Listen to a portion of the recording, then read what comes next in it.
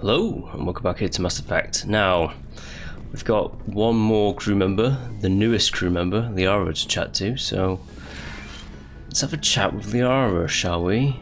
And then get back to the Citadel, because we need to buy some stuff.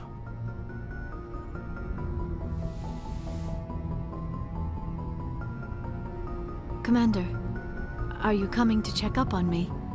You look much better. How are you feeling? Dr. Chakwas assures me I am going to be fine. I was impressed with her knowledge of Asari physiology. You're in good hands. Dr. Chakwas knows what she's doing.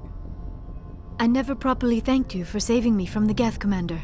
If you hadn't shown up, I'm just glad we got there in time. So am I. I know you took a chance bringing me aboard this ship. I have seen the way your crew looks at me. They do not trust me. But I am not like Benezia.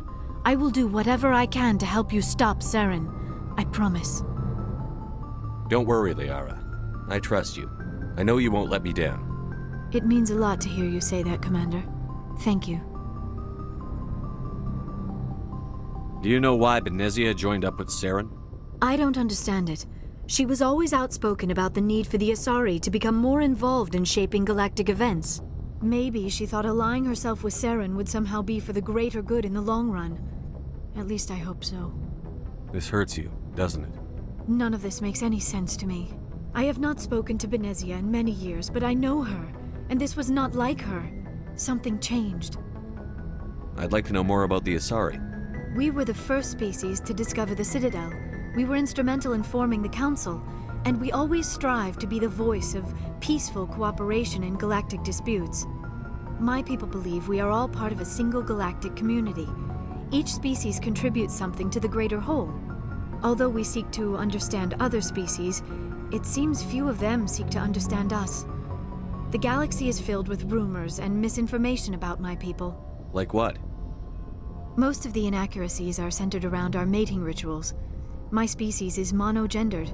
Male and female have no real meaning for us. We still require a partner to reproduce. This second parent, however, may be of any species and any gender. I don't understand. Your species can mate with anyone? Mating is not quite the proper term, not as you understand it. Physical contact may or may not be involved, but it is not an essential element of the union. The true connection is mental. Our physiology allows us to meld with other beings. We can touch the very depths of their minds. We explore the genetic memory of their species. We share the most basic elements of their individual and racial identities. We then pass these traits on to our daughters. It is how we learn to grow as a species and how we develop a greater understanding of other races. What happens to your partner after the union? Every relationship is different. Some unions are a single encounter with both parents parting ways afterwards.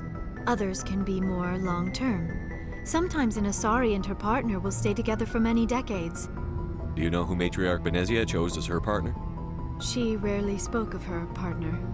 Though I know my father, if you want to use that term, was another Asari. Benezia never told you her partner's name? Union with our own kind is no longer common, not for the purposes of reproduction. Most Asari believe it weakens our species. Asari daughters inherit racial traits from the father species. If both parents are Asari, then nothing has been gained, or so conventional wisdom would hold. I am what is sometimes called a pureblood. Though no Asari would ever be cruel enough to say the word to my face, it is a great insult among my people. It is possible Benezia's partner was embarrassed by their union. She may have been too ashamed to publicly acknowledge me as her offspring. Maybe she wanted to meet you but couldn't. Something could have happened to her. Maybe she passed away. You might be right. I hope you are. But I have no way to know for sure. Benezia never spoke of her partner.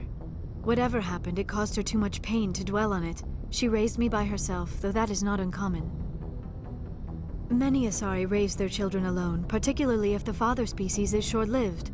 Often the partner will pass on long before the child reaches maturity. You Asari live for 1,000 years. What happens when your partner dies? Few sapient species live as long as my kind. We have learned to take a philosophical approach to our unions. We do not focus on the inevitable loss of our partners. Instead, we enjoy the time we spend with them. And even after they're gone, a part of them lives on in us.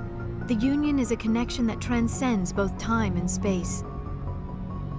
Do you know who Matriarch Benezia chose as her partner? She rarely spoke of her partner. I thought you always needed another species to serve as one of the parents. Think about it, Shepard. If we were not able to mate with our own species, we would have died out long before we ever mastered spaceflight and left our homeworld. Union with our own kind is no longer common, not for the purposes of reproduction. Most Asari believe it weakens our species. Asari daughters inherit racial traits from the father species. If both parents are Asari, then nothing has been gained, or so conventional wisdom would hold. I am what is... It is possible Benezia's partner... Many Asari raise their children alone, I should go. Goodbye, Commander. I get the feeling you want to ask me something, Commander. Tell me about yourself, Liara. Me? I am afraid I am not very interesting, Commander. I spend most of my time on remote digs, unearthing mundane items buried in long-forgotten Prothean ruins. Sounds dangerous. And lonely. Sometimes I would run afoul of indigenous life forms or stumble across a small band of mercenaries or privateers, but I was always careful. Until the Geth followed me to Artemis Tau, I never found myself in any situation my biotics could not handle. As for the solitude, well, that is one aspect that most appealed to me. Sometimes I just need to get away from other people. You don't like other people? I suppose it comes from being a matriarch's daughter. People expected me to follow in Benezia's footsteps. They wanted me to become a leader of our people. Matriarchs guide their followers into the future. They seek the truth of what is yet to come. Maybe that's why I became so interested in the secrets of the past. It sounds so foolish when I say it out loud. It sounds like I became an archaeologist simply to spite Benezia. All children rebel against their parents. It's a natural part of growing up. Aha, you share the wisdom of the matriarch, Shepard. That is exactly what Benezia said when I told her of my decision. But there was more to it than that. I felt drawn to the past. The Protheans were these wondrous, mysterious figures. I wanted to know everything about them. That is why I find you so fascinating. You were marked by the beacon on Eden Prime. You were touched by working Prothean technology. Sounds like you want to dissect me in a lab somewhere. What? No! I did not mean to insinuate. I never meant to offend you, Shepard. I only meant that you would be an interesting specimen for an in-depth study. No, that's even worse. Calm down, Liara. I was only joking. Joking? Oh, by the goddess, how could I be so dense? You must think I am a complete and utter fool. Now you know why I prefer to spend my time in the field with data disks and computers. I always seem to say something embarrassing around other people. Please, just pretend this conversation never happened. I should go. Goodbye, Shepard. She wants to just dissect me. I've become a slab on the table. I must run away. Back to the Citadel. So I need to buy some armor, like heavy armor. I can actually wear the heavy stuff now. So that is what I'm going to do. We can actually search the other planets in this system as well. We'll get around to that. Artemis Tau. But before that, let's get back to the Citadel.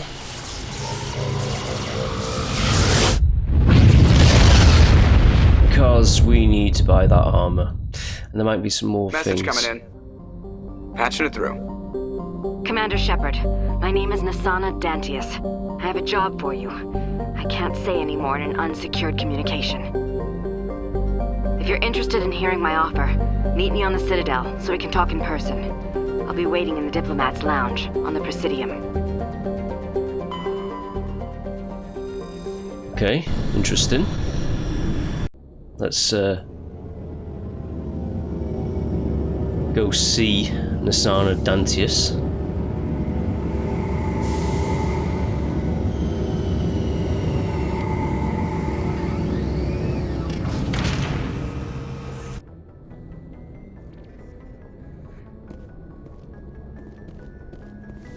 I think I've already hit the FTL communications as I don't know where it would be. Would it be on ships and vehicles?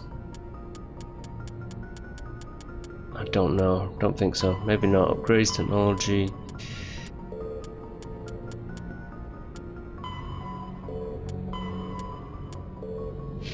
The Asari Geth interest. Meet with the diplomat. Quite a few side missions as well. Got a few things going. And what level am I actually? I'm level 18. It's not too bad.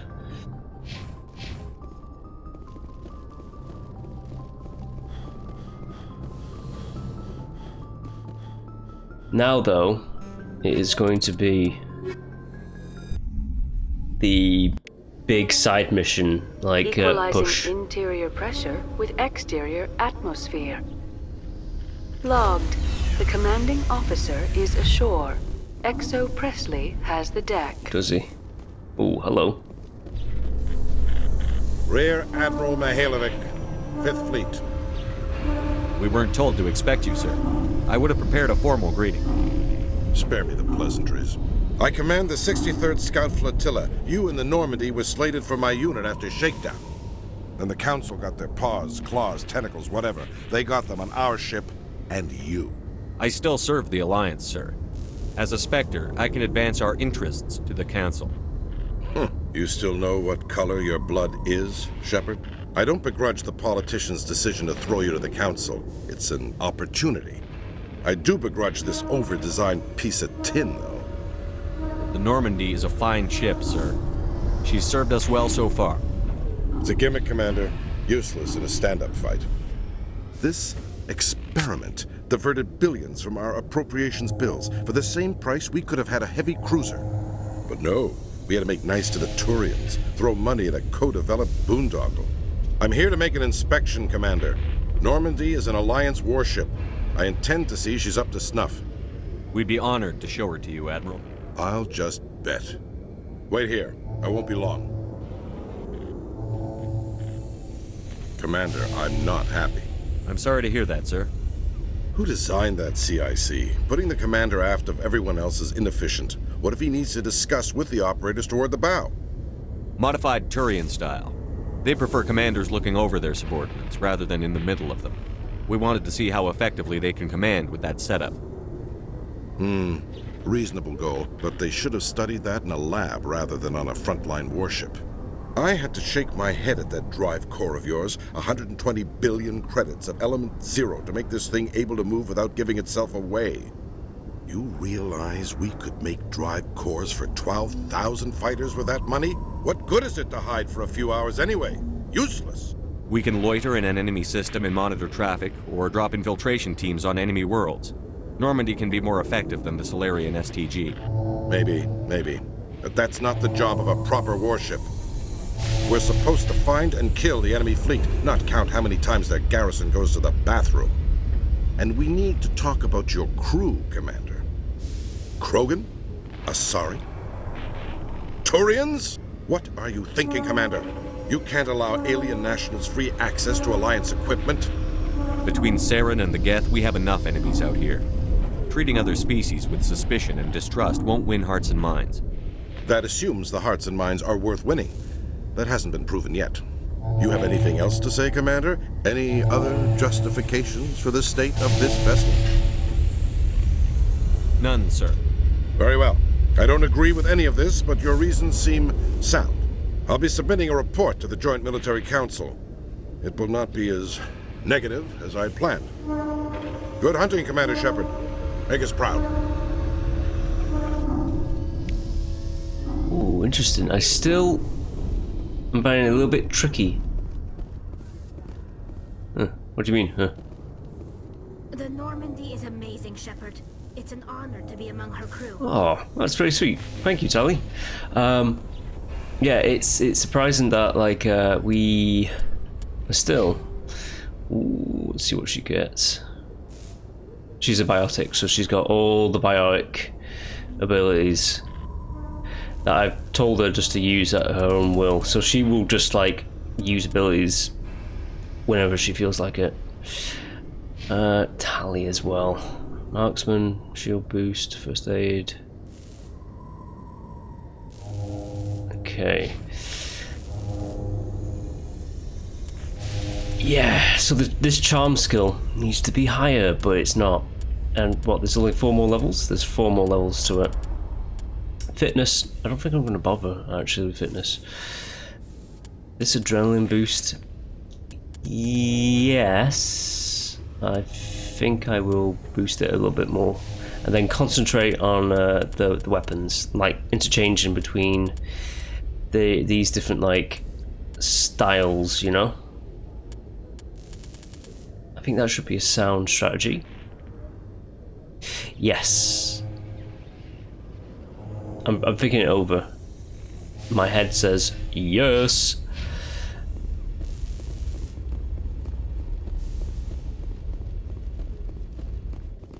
In entertainment news, Francis Kitt has announced plans to direct Hamlet with L-Corps cast members. The production will open dramatic theater to the L-Corps with a Hamlet who uses L-Corps body language and pheromones. Kitt claims that he's also excited by giving a human audience the chance to judge Hamlet by his deeds and not his emotions. That is a fast elevator. Ooh, hello. Commander Shepard? Khaleesa been seen in Al-Jalani, Westerland News. Would you answer a few questions for our viewers? What do you want to know? You've been given a unique position to represent our race. People want to get a sense of how you'll do that.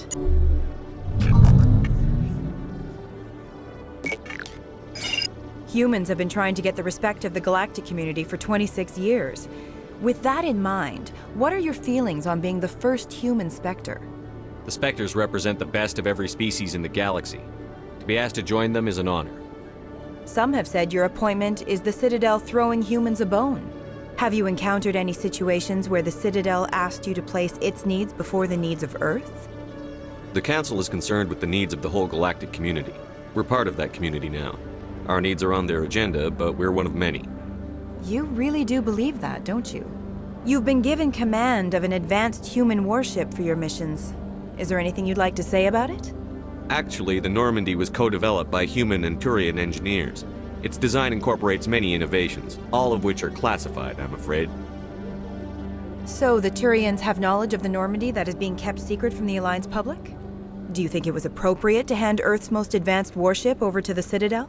I wasn't aware it had been handed over to anyone. I'm in command, and last I checked, I'm human. Same goes for my crew. Human, yes, but you do work for the Citadel now, Commander. One last question, Commander. Rumors back home say you're tracking a rogue Spectre named Saren. Do you have any comment on that?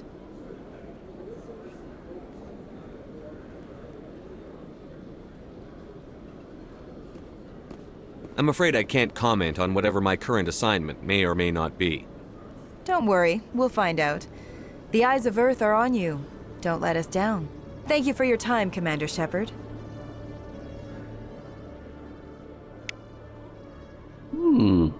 I reckon that was a good interview.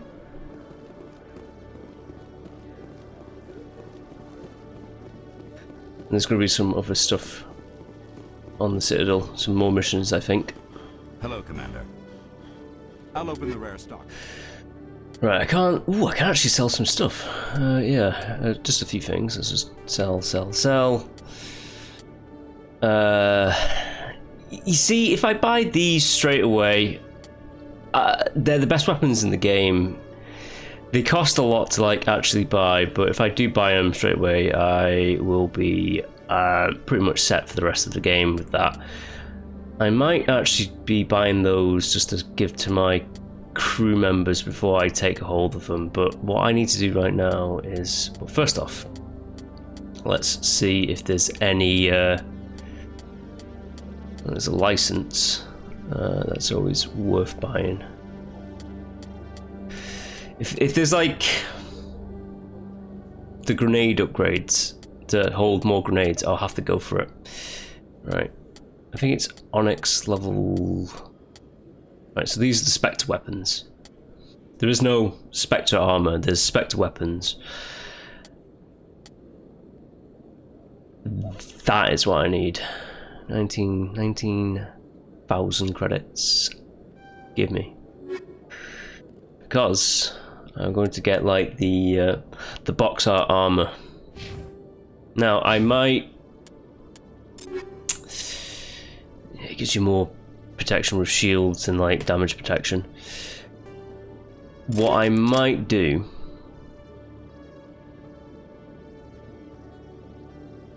So I'm contemplating whether or not to like keep the same armor for characters, you know, to make it kind of like unique, because like there's only an N7 armor class with Mass Effect 2 and 3, and to keep continuity I should really just keep this armor for the rest of the game. But I might choose the other armors as well. Hello, Commander. Yeah, just let me sell that to you. 22 credits, yeah, why not? I love this armor though, I'm not gonna lie. The N7, so N7 is like the ultimate rank of human soldiers, essentially. They're like the best of the best. I'm gonna go down here. I'm not going to use the fast travel because you can get missions just by listening to these lift announcements. Many council worlds, particularly Asari and Solarian colonies, will hold victory parades to commemorate the defeat. Or you can just skip it like that. Like just hit the X button and like continue onwards.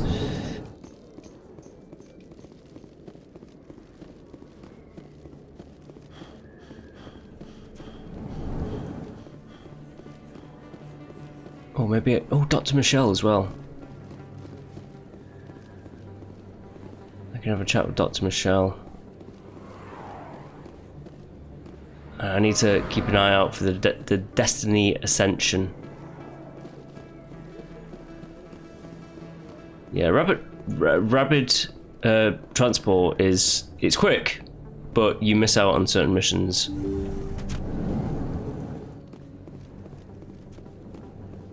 Hello, Dr. Michelle.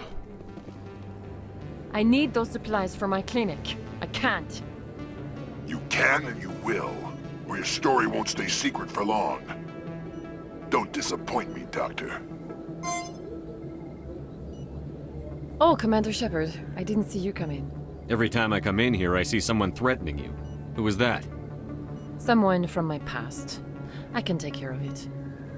I might be able to help you. I was fired by my previous employer for giving out free medical supplies to clinics like this. They never filed any charges, they just wanted me to leave without any fuss. But somebody must have found out. Now they are blackmailing me. I have to give them what they want. If the board finds out about my past, I could lose my license. They'll shut my clinic down. Maybe I can get you out of this. Tell me what they want. I have to give some of my medical supplies to a merchant in the markets. They expect delivery today. Give me your contact's name. I'll deal with this guy, whoever he is. Deal with him? But won't they expose my past? I'll make sure they don't tell anyone. I was told to speak with a merchant named Morlan, down in the markets. I really appreciate this, Commander. Thank you. Let me take a look at what you have for sale. Of course.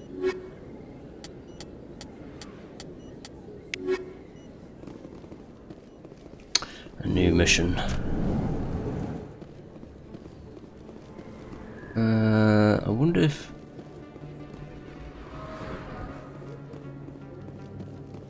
I'm gonna have a chat with like a few of the other folks as well, but the markets are down there. I don't think there's any other missions that I can do in Flux.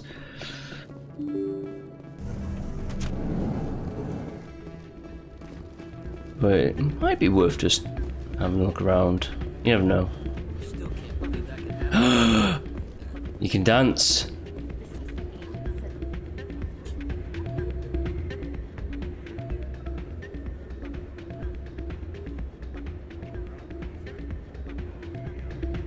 Yes, come on, Liara.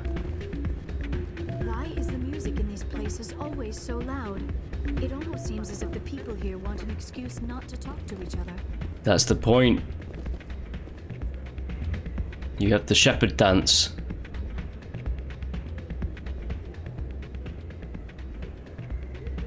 Oh, come on, Liara.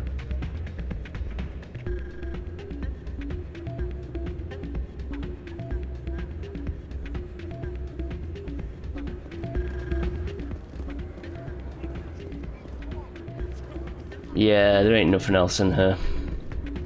But we had a little bit of a dance.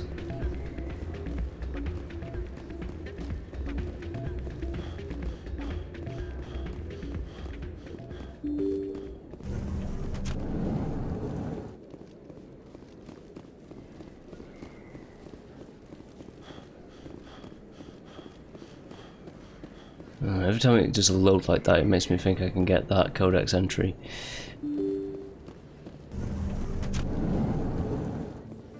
Maybe. Maybe not, I don't know. This isn't a proof of purchase. It's a bank statement.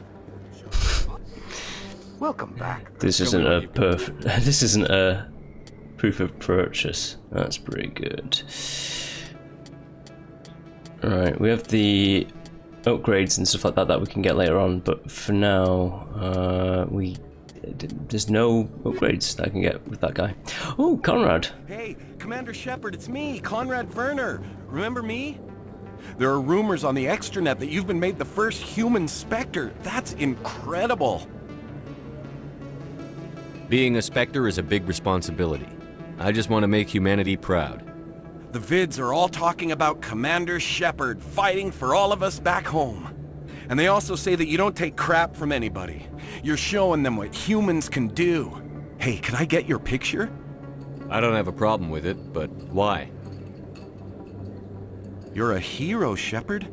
Decades from now, humanity's going to remember you, and I'll have your picture. Just hold up your gun. Perfect.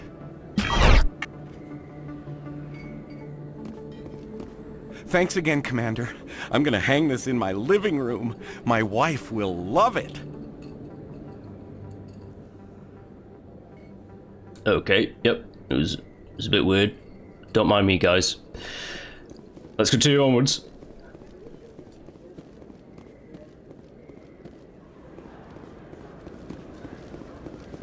Hello there. Welcome to Moorland's famous shop. You want many good supplies, yes? You were expecting a delivery of medical supplies? But I was told the doctor would be bringing them. Things have changed, Moorland. A change, but the doctor... This is not right, human. Shut up, Moorland. I told Baines you'd screw this up. What the hell's going on here? Who are you? Leave the doctor alone. We can end this if you just bring me those supplies. Otherwise, I'll start telling people about the doctor's little secret. You're shutting down a medical clinic. What if someone needs treatment? What if you need treatment? Hey, hold on! I'm just the middleman here. This is way more than I bargained for. Thank you, human. It is good to see him humbled so. What do you know about Baines? I have never met him, human. I only worked with the one who spoke with the doctor. Let me see what you have. Oh, you will be pleased, I think. Very good things I have. You will see.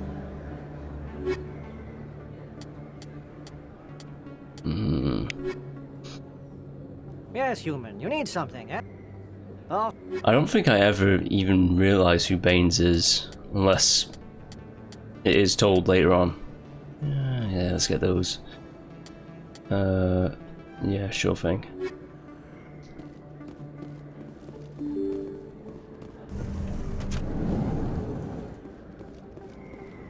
Hello.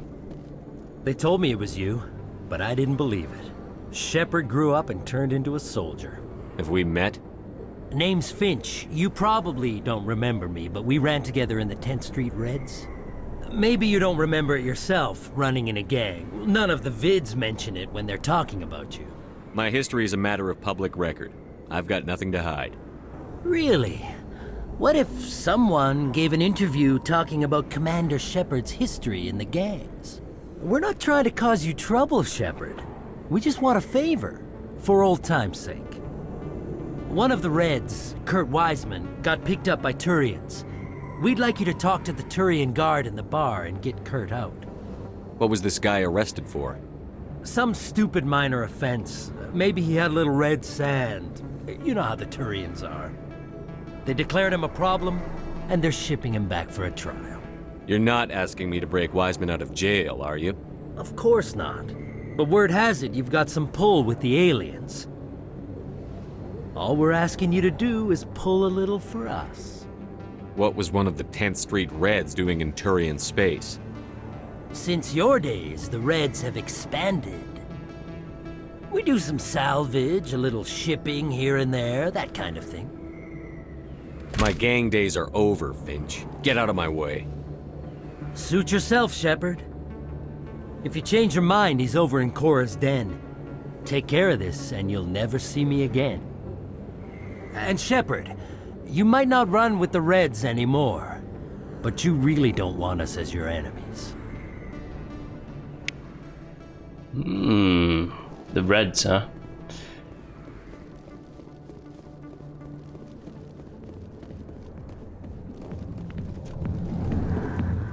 Chat with that guy. Oh, of course, then it's up and running again.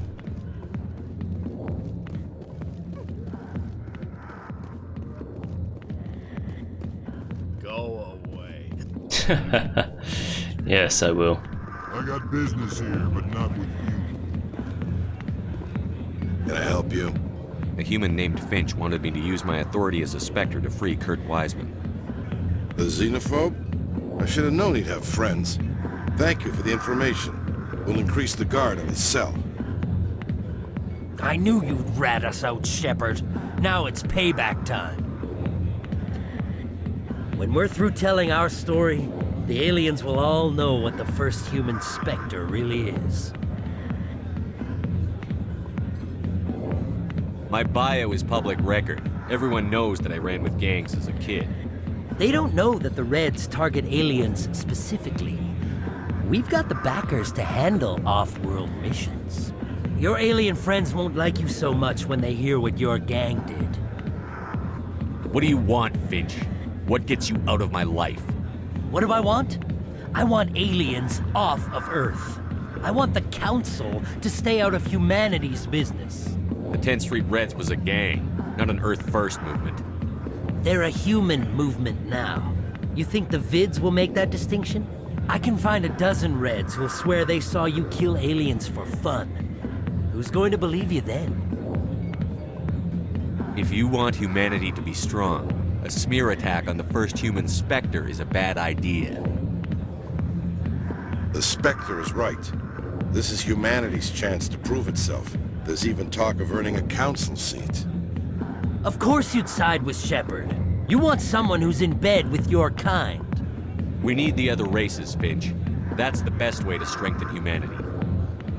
Fine, Shepard, you're right. You're not one of the Reds. Maybe you never were. That man is a xenophobe who thinks he can blackmail a Spectre. You should have killed him. That's not the way I work. Goodbye, human. It'll be interesting to see what kind of Spectre you turn out to be. A good one? I want to be a good boy. I want to be a good boy. The whole Earth? Anything else? Nope. Dr. Michelle, needs to go back to her. Ooh, AI hacking her. And then a charm. And this.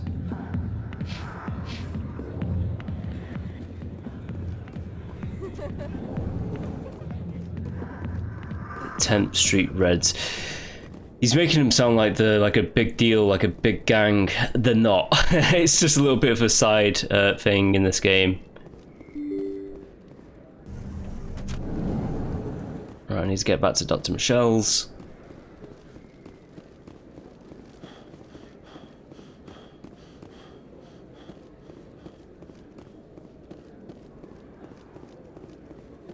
I'll buy stuff along the way as well. I like certain vendors, I think.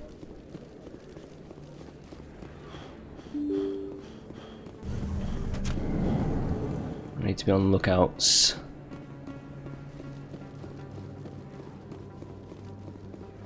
It's funny, if like characters get so far away, they will zip straight to you. Because they can get stuck on like, I don't know, the geometry. Right, I've dealt with it, Dr. Michelle. Commander, how did things go? He won't be bothering you anymore.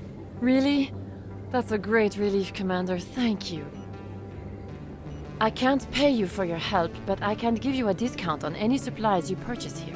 The thug said he worked for a man named Baines. Sound familiar? Baines? I wonder if he means Armiston Baines. We worked together a long time ago. What can you tell me about him? Last I heard, the Alliance military was contracting him for some research in the Traverse. Perhaps Captain Anderson will have some knowledge about this man. We'll see what the captain can tell us. I wish I could tell you more. Is there anything else I can help you with, Commander? Let me take a look at what you have for sale. Of course. Okay. Performing good deeds, good services. I think that's the way to Basidium.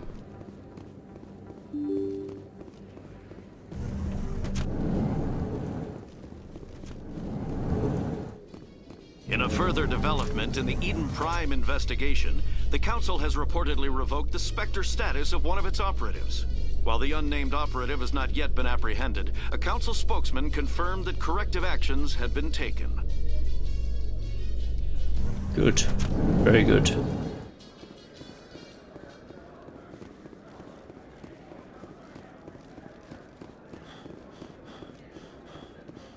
how are you liking your posting at the academy? It's good. It's bad.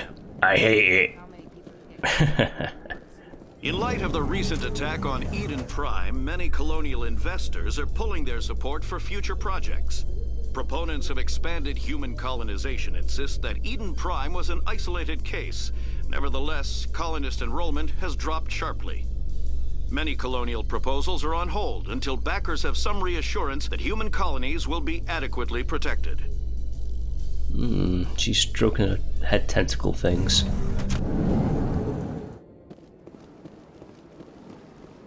And Tally, let's not even get into like what's behind the mask. No, I actually do kind of like the fact that they keep it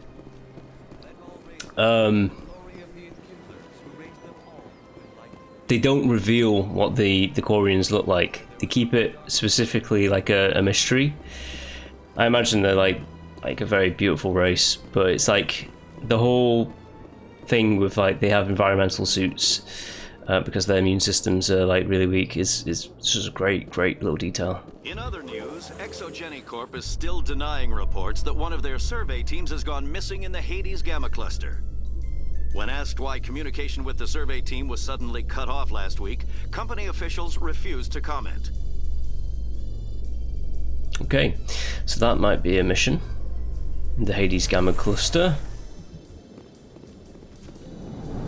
It might already be in my journal. Now, I'm pretty sure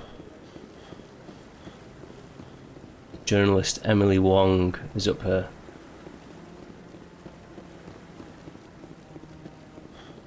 Because goddamn, I've played this game enough times to know. There she is. Alright, Miss Wong, let's have a chat. Hello again, Commander. I've got a proposition for you. Since you helped me get information on the crime syndicate, I've gotten a lot more backing from my publishers. I'm investigating traffic controller conditions now, and I wondered if you could help. That seems like a step down from wide-scale corruption. Actually, in a way, it's more important. This isn't about people getting rich. This is about safety. I've heard rumors that the space traffic controllers are overworked to a dangerous degree. I can't get into the control room, but you could. If you planted a bug inside, I could crack the story. This bug you want me to plant, could it interfere with traffic signals? Absolutely not. I made certain that the frequencies it uses won't interfere with anything. If you crack this story, what's likely to happen? Ideally, there will be calls to improve working conditions by hiring more controllers and upgrading systems. The Council won't pay for improvements voluntarily. This story will provide that pressure. What will this bug allow you to pick up? Just audio and video. I'm not trying to tap into the traffic control system if that's what you're worried about. I just need to hear and see them in order to correlate their activity with traffic efficiency. Everyone knows space traffic controllers are overworked. How is this news? There's a difference between overworked and dangerous. Traffic at the Citadel has increased by 300% in the last century, but traffic controller resources haven't kept up. We already have several last-minute wave-offs per week. Do we have to wait for a full-blown disaster? I can't promise anything, but I'll see what I can do. Give me the bug. Excellent. Just place it on a terminal with a good view of the area. Thanks again for your help. In the long run, this story is going to save lives. Okay. In the long run.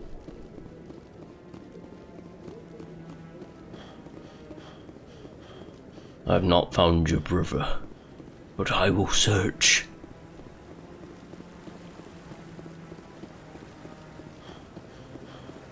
It's funny, I still have all my original weapons and equipment. I need to like start, well, I'll be looting like weapons and stuff like that with doing all the side missions, so.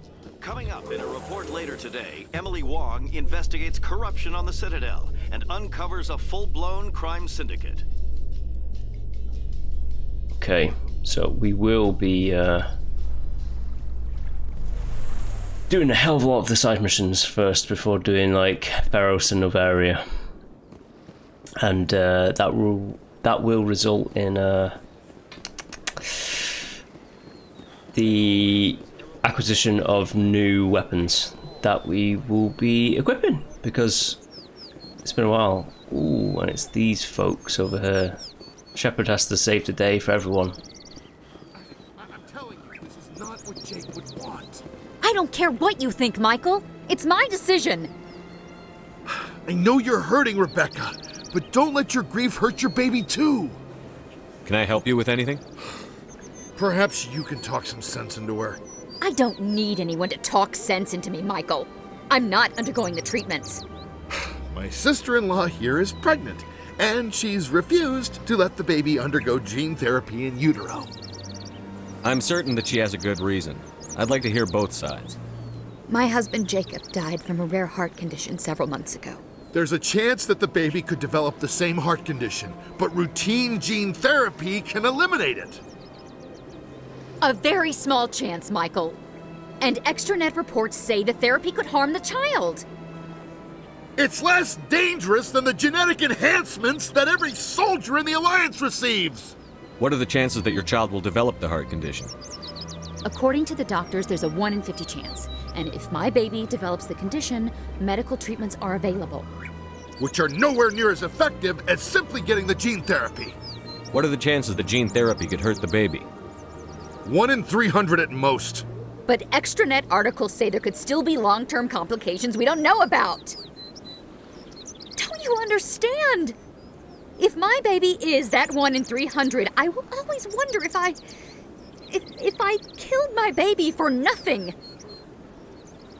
It's Rebecca's child, Michael. I think you should honor her decision. Damn it, she's not choosing. She's acting blindly out of grief. I know you want the best for your brother's child, but this isn't your decision. Of course it is! I'm the closest thing to a father this baby is going to have. Then support the baby's mother. Stand with her when she makes tough decisions. This baby is the only thing my brother... It's all I have left of him. I need to know that the baby's safe. It's all I have left too, Michael. I just want Jacob's child to be safe. I want to give him that much. We will. I promise. Thank you for talking with us. I appreciate it. Shepard just gets involved, and they're like, "Who are you?" But he's a nice guy. Shepard is the savior of the galaxy, as you can see right now. Commander. Show me your items. Oh, this one is... Non-human items. Oh, Turian armor and Quarian armor as well, huh? Show me your items. Oh. I shall see your standard stuff. Ooh, a unique item. A license.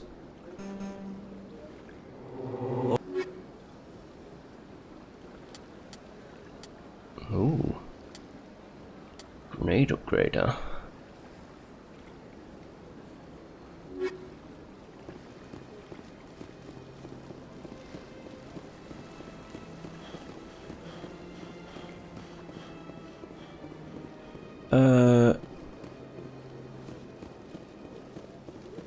To CSEC, I suppose.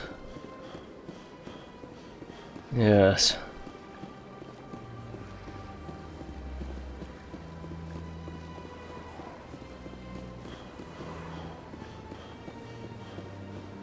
I can use the cabs, I know, but I'm not.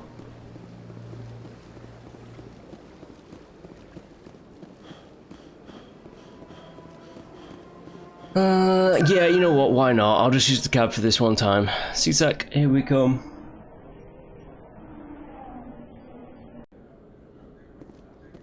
That's why the hell not? And then we have to get into their flight control room. Plant the bug.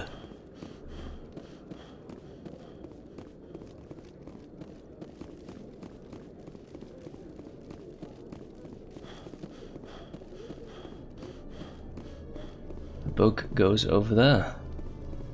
Boop.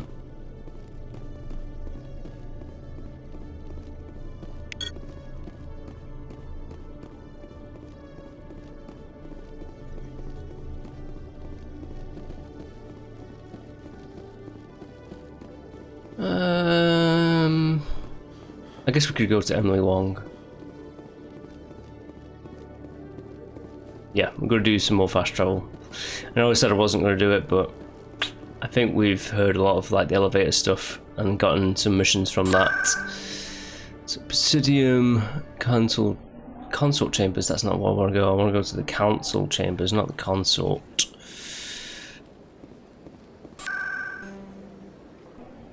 Ward access, that's not where I want to go. I'm hitting the buttons I'm too quick on the draw. Citadel Tower, that's the one that I want to go to.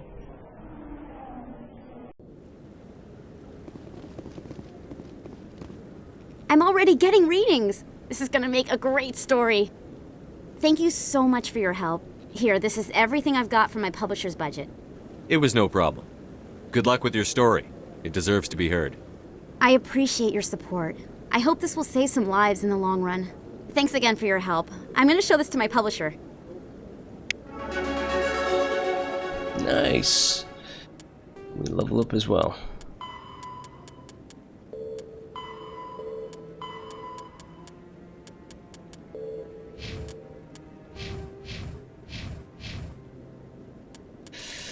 Two more charm and then I'm fully upgraded with that.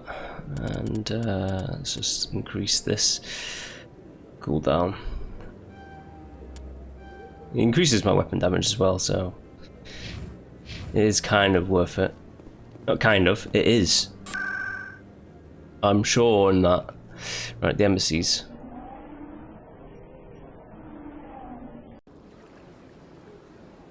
We need to chat with Anderson.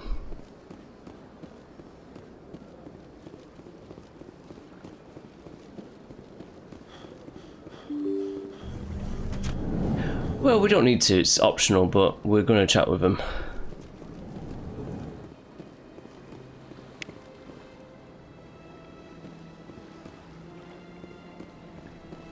And there's Udina as well, huh? I heard what happened under the Artemis Tau cluster. The Council wasn't too happy about the destruction of those Prothean ruins. This isn't a game, Ambassador. Shepard's out there trying to stop Saren from destroying the galaxy. I know. Just try to be a little more careful. The Council's watching you, and we all get judged on how you behave.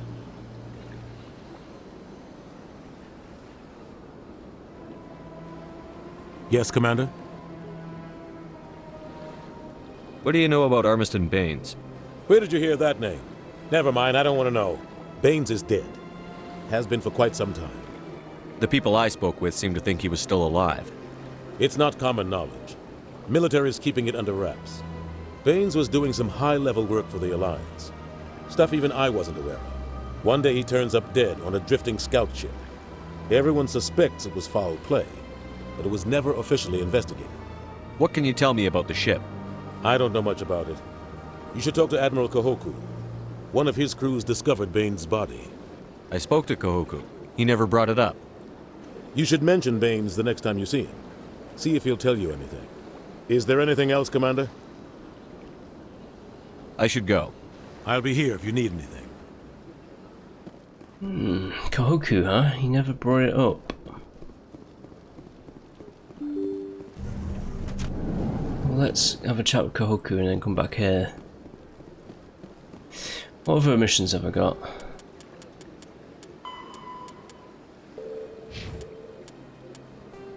Journal. Diplomacy. Sorry, diplomacy. Plans battle hostage. Hostile takeover. Survey team. Privateers, missing marines, the fan, strange transmission. Unusual readings. A few side missions. Quite a few of them. Right. Back to the Citadel Tower. To Kahoku. And then back to the embassies. No, I'm waiting. Commander, any luck finding my recon group? Captain Anderson said you had information on Baines. Not as much as I'd like to. One of my crews found him, frozen stiff on board a derelict vessel. The missing recon group? The one I sent you to find? They were scouting the system we found Baines' ship in. You should have mentioned this earlier, Admiral. Baines is already dead.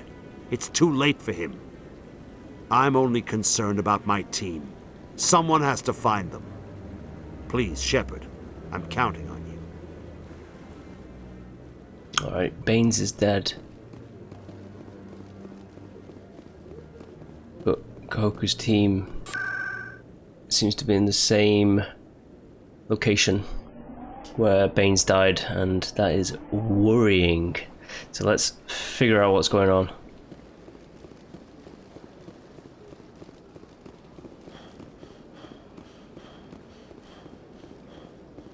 Well, it's like I'm a Spectre or something. I have to sort out the galaxy's problems.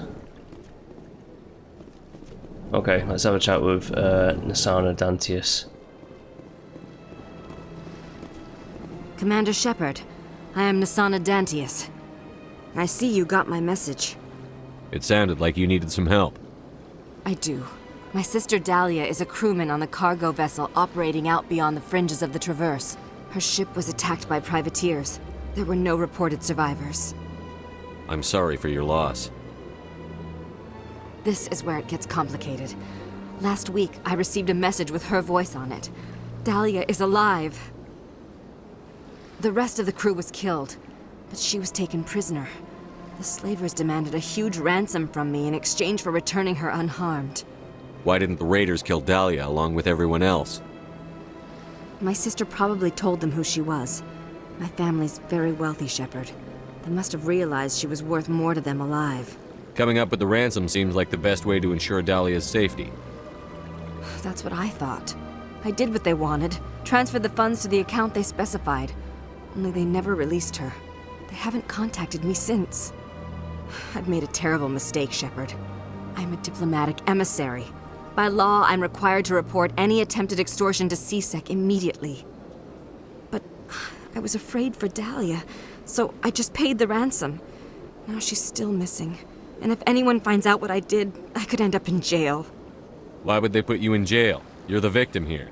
Government representatives on the Citadel are not allowed to negotiate with terrorists. It's too dangerous. Paying a ransom would only encourage more kidnappings. I support the law in theory, but when I got the message, all I could think about was Dahlia's safety. I doubt they would actually send me to prison for what I did, but they would strip me of my post, and Dahlia would still be in the hands of the slavers. You want me to find her and bring her back? You only need to bring her back. I've already found her for you.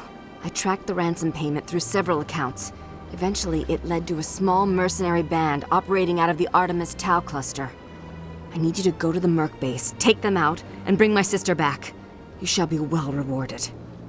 Anything you can tell me about the mercs who have your sister? Pretty much what you'd expect. Rough, dangerous, and well-armed. Nothing a Spectre cannot handle, though.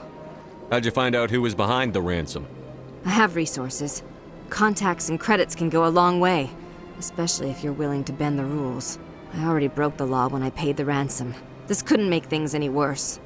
Can't you hire someone else to do this? I do not want to take chances with my sister's life. I need a Spectre. Besides, you operate outside official channels.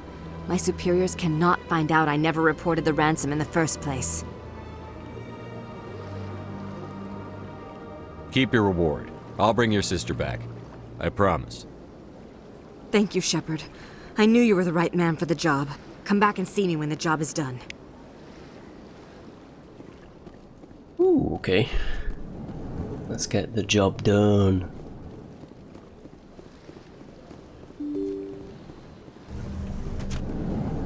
What we do need to do is take a few elevator rides.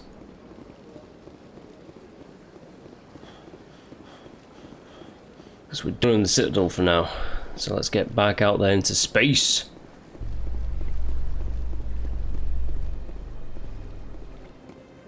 A Solarian excavation team has run into an unexpected problem after unearthing a Prothean dig site. Hanar protesters have blockaded the dig site, claiming that artifacts of the Enkindlers, as the Hanar call them, should not be disturbed. The excavation team has appealed to Hanar representatives on the Citadel to reach a diplomatic solution. And none has been ascertained as of yet, I'm guessing. Binary Helix has settled out of court with a Krogan group that had accused the Genetics Corporation of fraud. The Krogan group had Yeah, we already heard that one. Okay, gang, back onto the ship.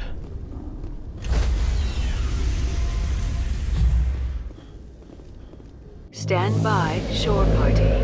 Decontamination in progress. The game the commanding officer is aboard. loads so Presley fast that it can't actually keep up with the whole the whole thing with Jennifer Hale's like computer voice finishing that line of dialogue. The game's too quick.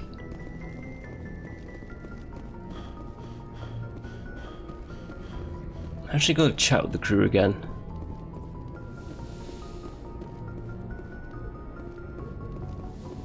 Because there's some things that you can do if you chat with the crew, so you can learn about like little side missions. Now, they become more prevalent in Mass Effect 2, like the side quests, the personalized side quests, shall I say. There's a few people, Liara kind of, and Rex kind of have like direct ties. I'm trying not to spoil too much. Well, with Liara, her mother literally is like working with Saren. So they have like direct ties to the main quest line a little bit. However, when it comes to like unique side missions, Garrus, Rex and Tali have very unique side missions. Ashley, Kaidan and Liara do not, unfortunately. Looking for supplies? Let's see what you bet, Commander. All being said,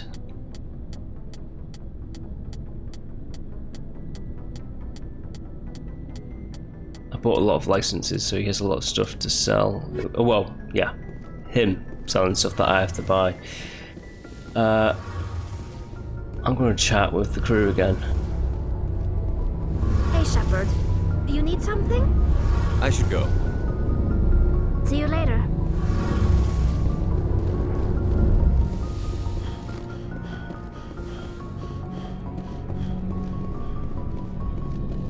Shepard. Rex. Commander? Do you have a few minutes to talk one-on-one? I'm sorry, Commander. I need to get my duties squared away. I wouldn't mind talking more later, though. Dismissed, Chief. Sir. Commander, good to see you. Is that all you got to say? Commander, how are you? Okay, well I guess I'm not chatting to the crew. We're just going to get out there into space.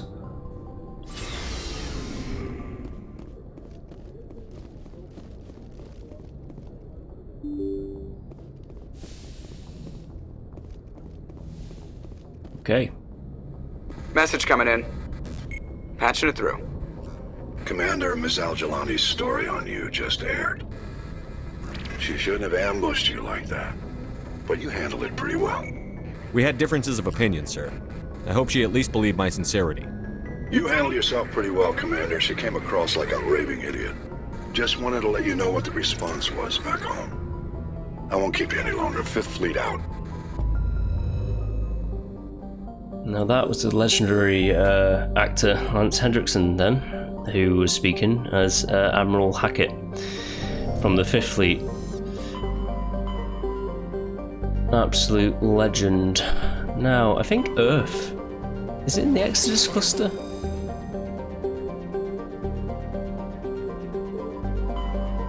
No, we don't have Earth just yet. How should I deal with this? How should I deal with it? Feros is over there, yeah, sure. And Novaria's there. I could do it kind of like this. I could do Armus Tau, that, and then that. Go around like that. Yes. Let's just go here first, though. And just, like, explore for... Hang on. Let's just see the Novaria one. There are other systems? There are other systems. Right, okay. Okay. Right, let's do Feros and that other system there first, then. We're not actually going to Feros, we're just going to that system.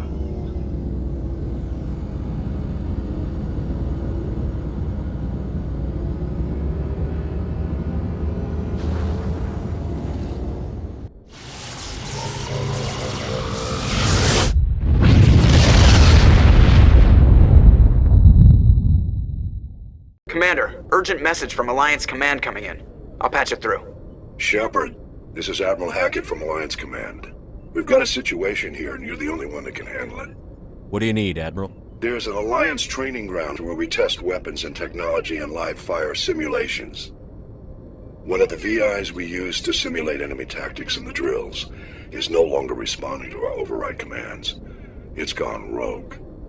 Are you telling me this computer is thinking on its own? We're not stupid, Shepard. This is a virtual intelligence, not a true AI.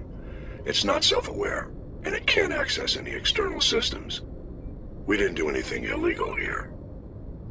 Virtual intelligence support is critical to our military success. VIs process thousands of status reports and react in nanoseconds. No human can do that. We need you to fight your way through the training ground of the VI core and manually disable it. Can't you disable it remotely? Our failsafes aren't responding. The VI operates on a closed network. It can't affect any external systems, but we don't have any direct access to its processes. We could bomb it from orbit, but the damage to the facility would be catastrophic. We'd prefer to have someone shut down the core. Someone like you. I know Spectres answer the Council, but you're still human. You're still part of the Alliance military, and right now we need you. The VI controls all the facility's weapons, drones, and automated defenses. You're the only one that can pull this off, Shepard. Good luck. Yeah, okay.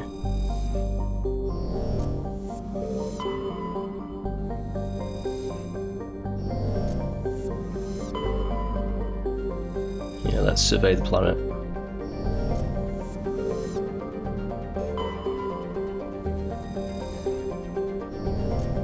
The Logan planet, huh?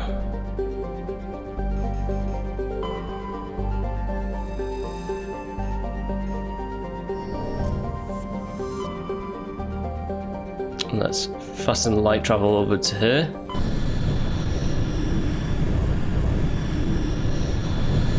Message coming in.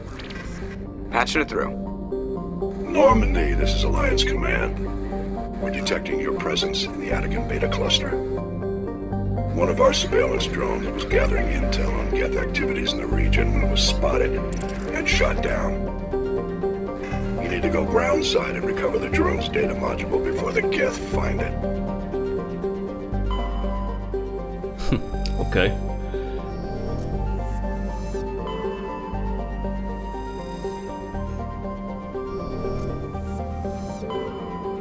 Oh, it's this planet here, huh?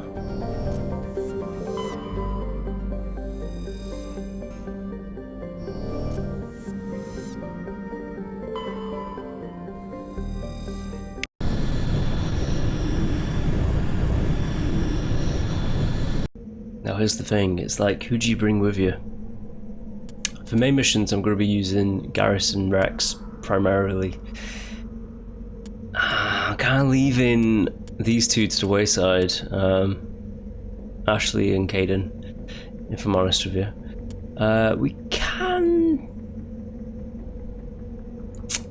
We'll use Liara and Tali for a lot of the side missions.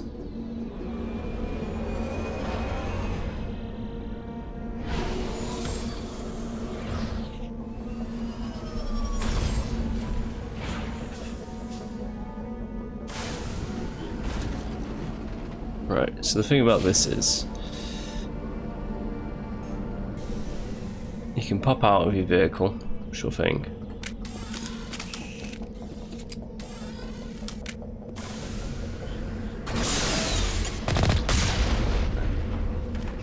There isn't a fast button to get to the map, is there? No. Okay.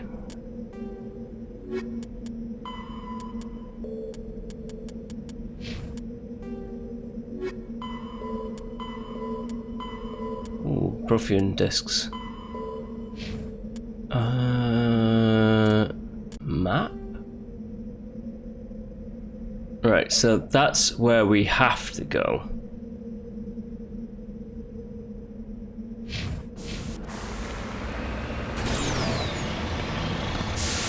Just gonna check this corner over here. There's like a red marker on the minimap. You can't go beyond that threshold, essentially. It's a godsend having the boost as well. The boost is pretty good.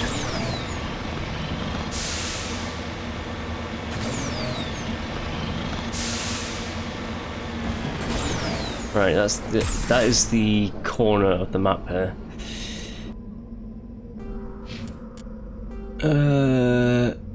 Yeah, why not? Let's go for that.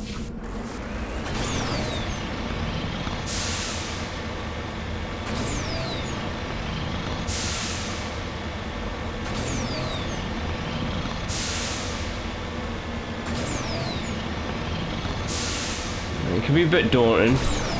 Look at the rings of this planet, but you just have to kind of find an angle to hit at, and with the boost it makes the Mako bits more doable. Now this is going to sound insane, but just like with the elevators, I actually don't mind the Mako. A lot of people hate it, and I understand that. It's kind of like, it's a weird vehicle to control. But I personally don't mind it as much as other people.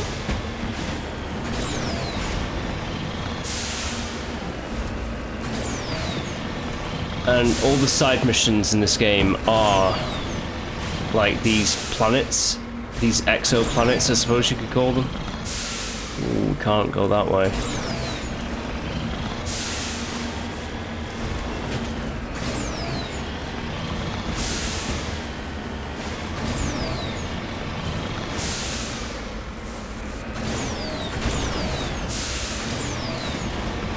Alright, get up there, come on. Ooh, it's like a perfect Prothean sphere.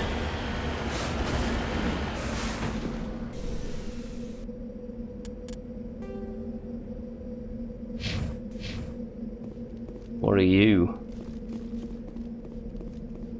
Let's recover you.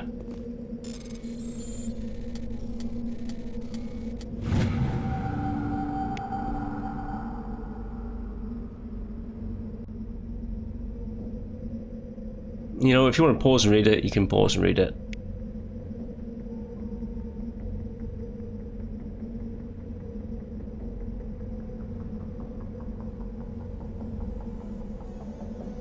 Oh, and because it has this level 1, there's a little bar there that's slowly increasing. Basically, if it gets up to full, I'll start like being poisoned by the planet, I suppose.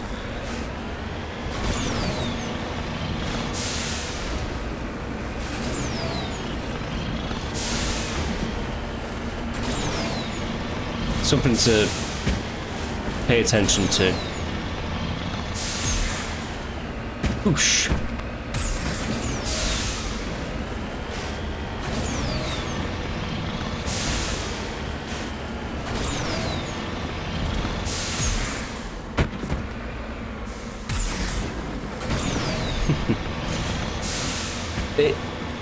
How to describe the vehicle, the Mako? It's kind of wishy-washy. If that makes sense to people.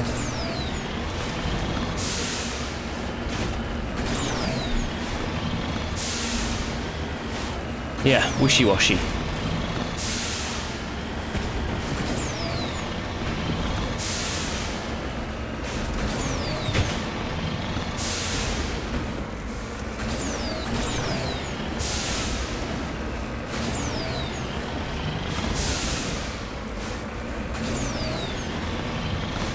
And we're up, and we're going straight back down.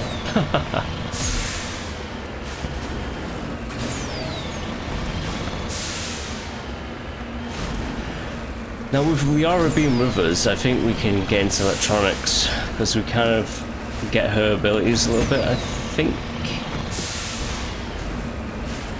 You know what, with that actually, I'm not entirely sure.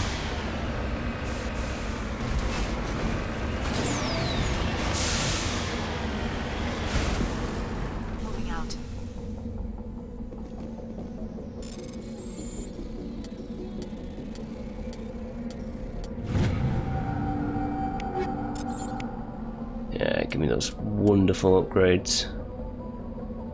So it's going to be moved into a cave, I'm betting. Let's just put mark it there.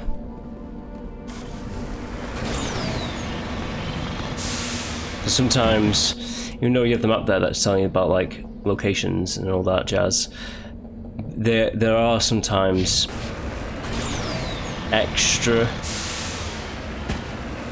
bits, minerals, that kind of thing that are not on the map until you explore. And basically what I do is I use it as a kind of like grid thing. I'm just like getting to the 4 corners. So there's a little red line on the map there, that means hey ho, that's the end of the map. There might be an end of the map over there, which there is, and there doesn't seem to be anything in this location. There's something all the way over there that I have a feeling is like the place that we need to go, but for now let's just put another marker here. Ignore that place over there, that's what I'm going to be doing for the moment.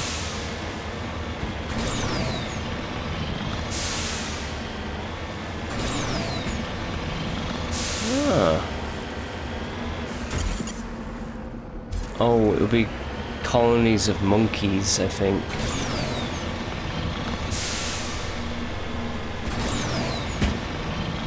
Yeah, it's fine.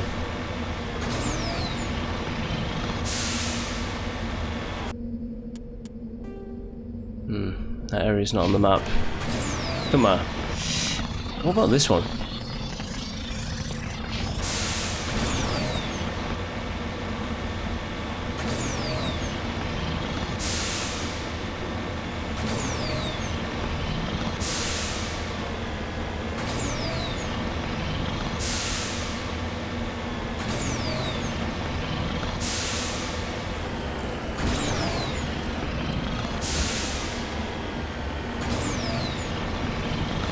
That's the corner.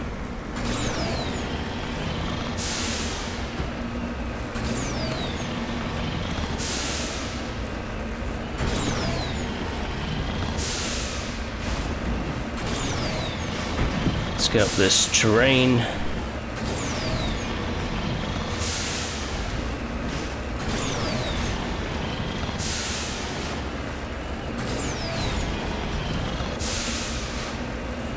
Hey. Okay.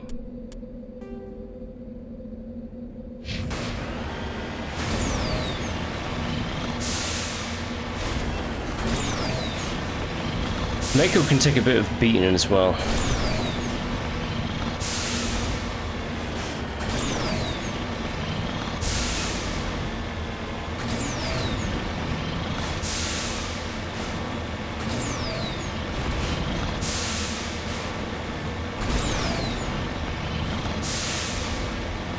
Oh, see, this rock's over there.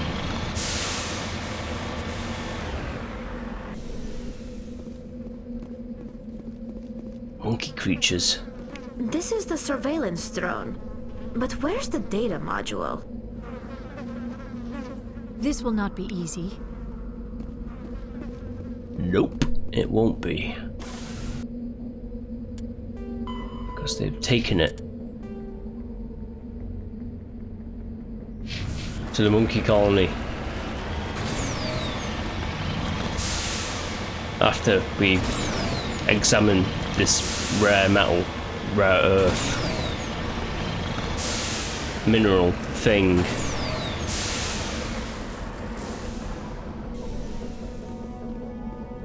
It's just a big deposit of gold. Fair enough. Map it out for the Alliance so that they can pick it up later.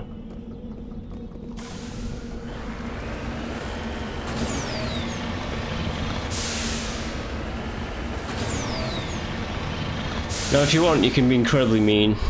You can shoot the monkeys, or you could just search them for the data module.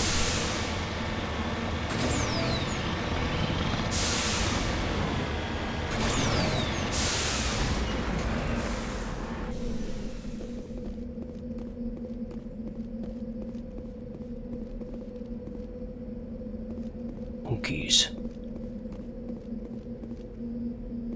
At least I thought you could search them. Maybe not. Maybe not. Well, I know it's there anyway, so let's just go there. Weird. I thought you could actually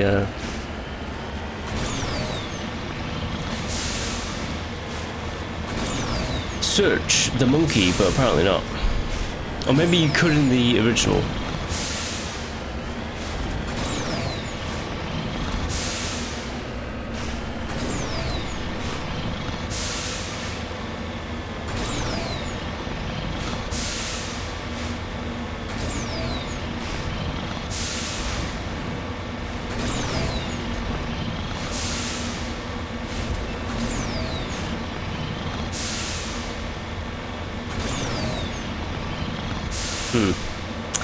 Alright.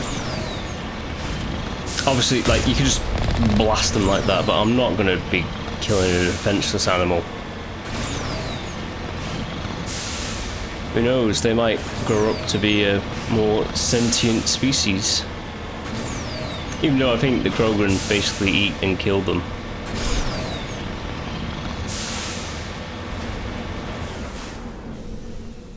Maybe it's in her. Search the monkey. See, we can search these ones. We cannot search the others.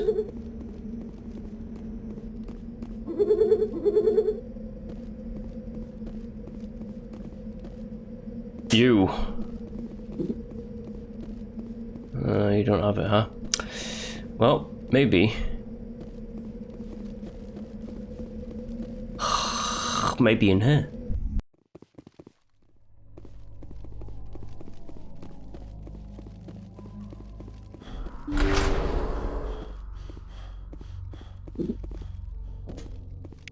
Yes, I shall search you, monkey. I shall search all of you.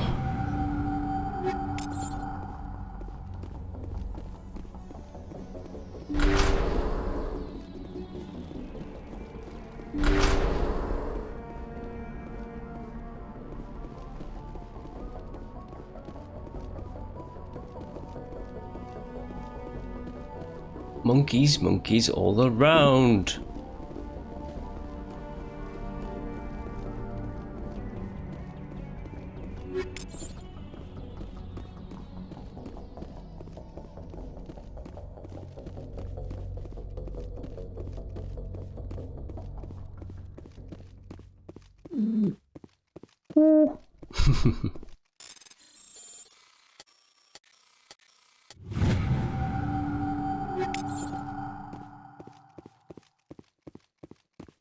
Well, I'm getting equipment. Where's Liara? She's stuck somewhere. She's literally stuck on the environment somewhere. That's what's up.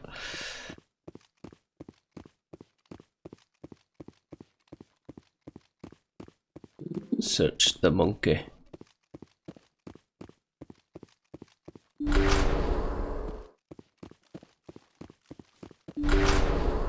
I forget. Is it you? He dropped the data module! So he did. It is a miracle the data module is still intact. Your pilot should be able to relay this info to your superiors. Hopefully there's no Geth waiting for us.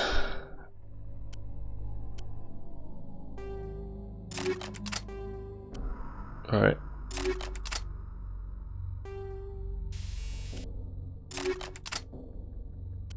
Okay, now some better guns.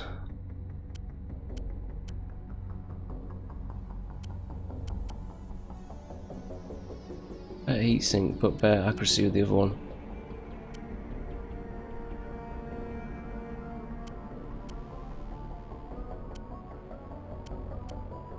I go for more damage, if I'm honest.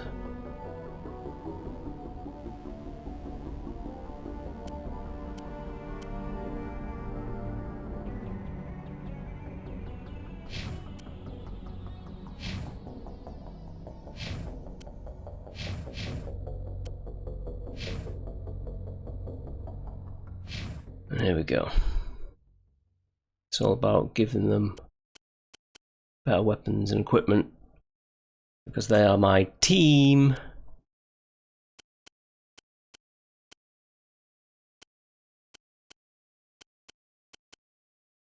My team deserves the best.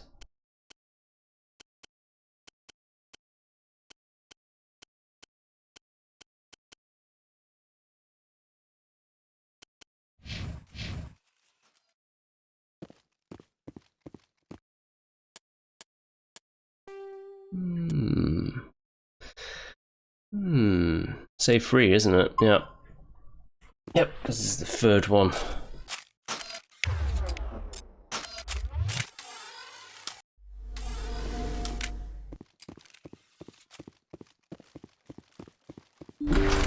Enemies.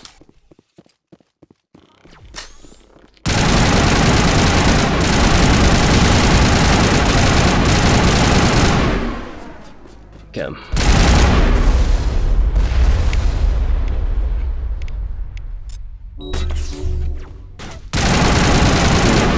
Hello.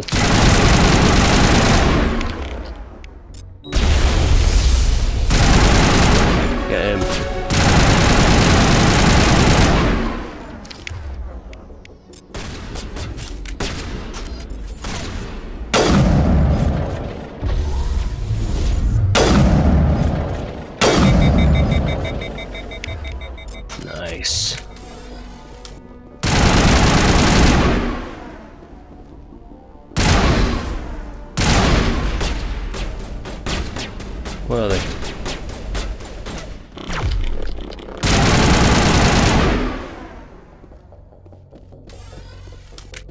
Perimeter secured. That's pretty good.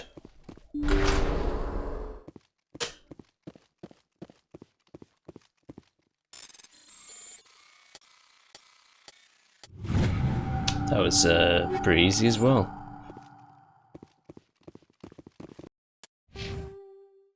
And a level up. Nice. Okay. Assault training.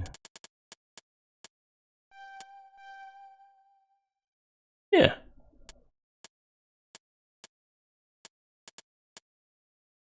Still waiting for that to go up. I think I have to get my Paragon level up a little bit more. Perhaps. Incendiary rounds. Now this is where it gets into it. I prefer incendiary. There's other rounds in this game that are just specific for Mass Effect 1. There's like organic shredded rounds, synthetic shredded rounds, that self-explanatory. The organic ones are better against organics, synthetic are better against synthetic. There's toxic rounds that are a thing in Mass Effect 1. The sequels just kind of simplify it to like biotic, incendiary, ice rounds as well, I think. But incendiary is the one that I always use.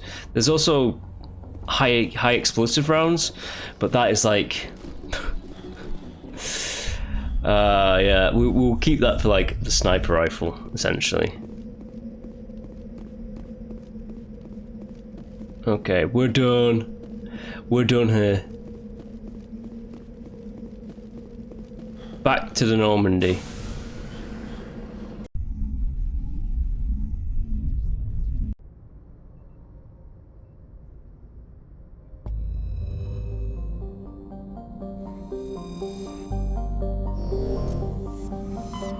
Alright, we're done with that system. And we've got a new one over there. The local system. But there's the Armor's Tau.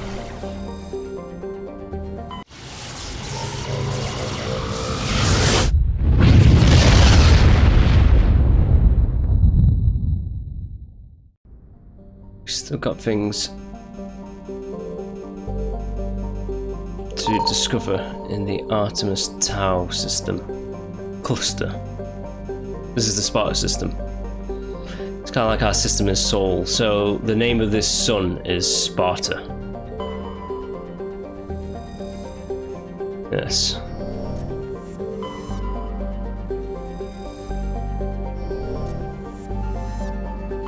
Commander, I'm picking up a signal from the planet's surface. It looks like an automated distress beacon.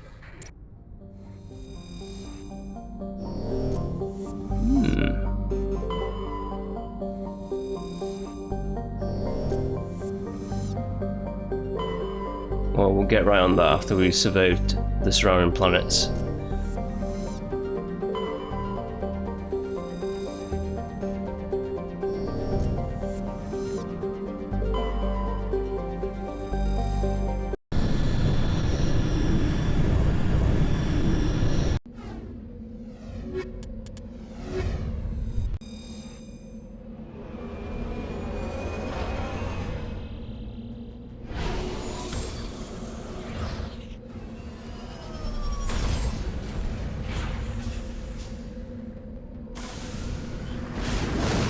Right.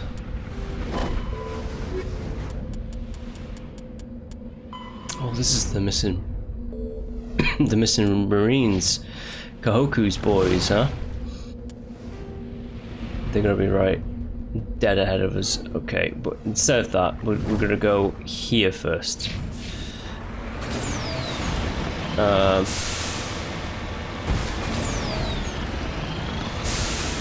I think I know exactly what we're going to be encountering at the beacon over there. As you can see, looks like there's some bodies, but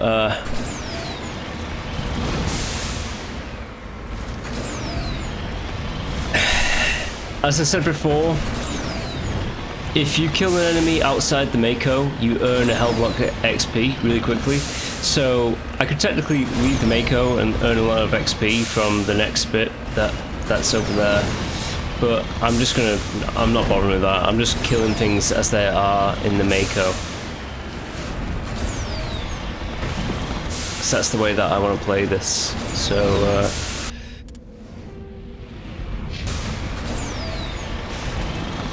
before I go over there just yet, I'm gonna go over here.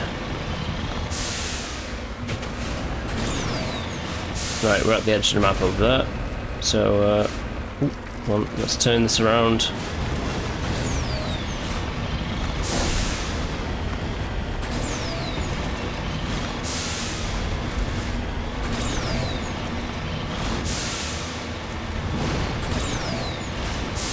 Ooh, it's like a Solarian.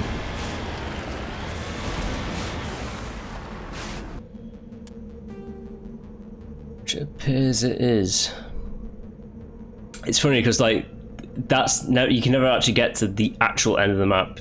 If you go into the red zone, eventually it will. I think it just transports you back to your ship. If I'm honest, so it's like you're leaving the designated area.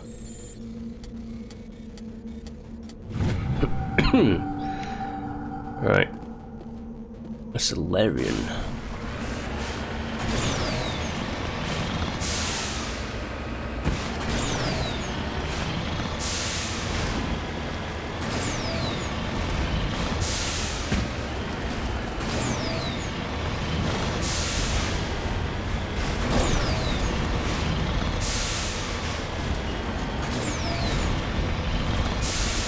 There's usually always like some kind of like mineral or something like that.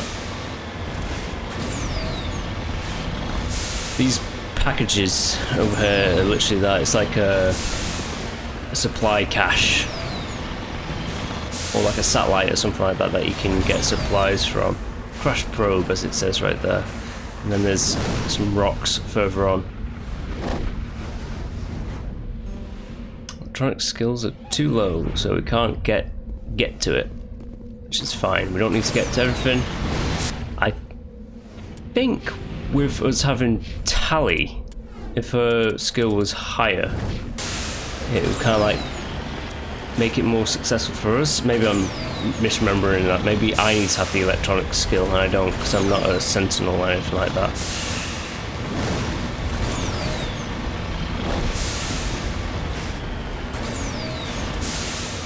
Lithium.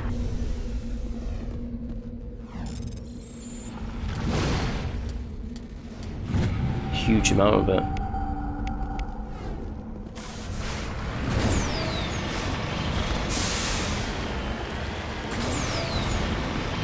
Right, there might be another one.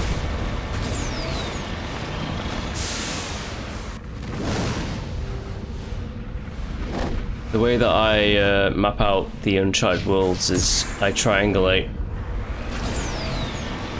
So I go to the four corners.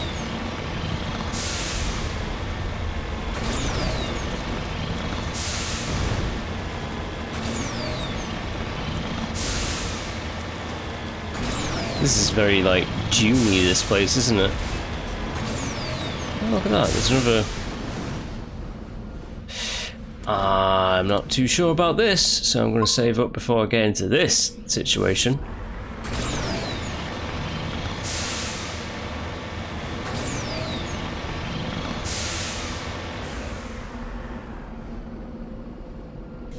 It's just a destroyed Alliance vehicle. Yeah, we can't even get access to it.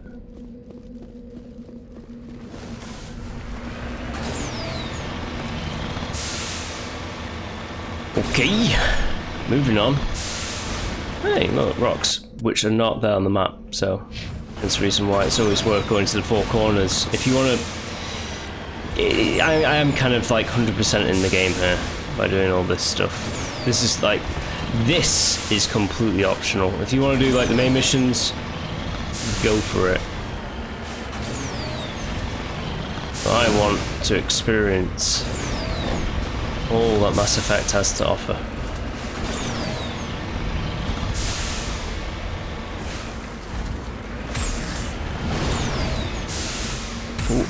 think I might be trapped a little bit.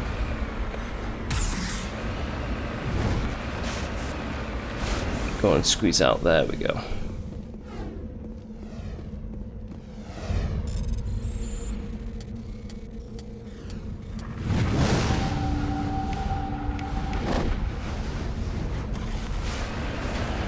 Right, so close to the edge that I don't think there'll be anything over there.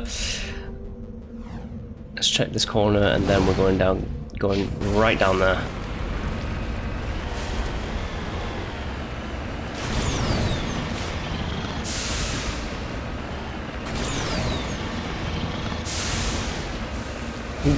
Try and keep it steady.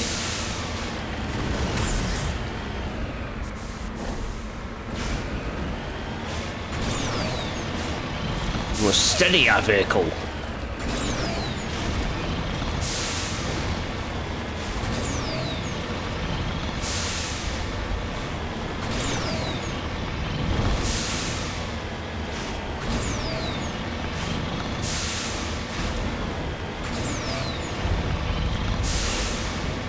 A lot of asteroids in this system. It's a pretty volatile system.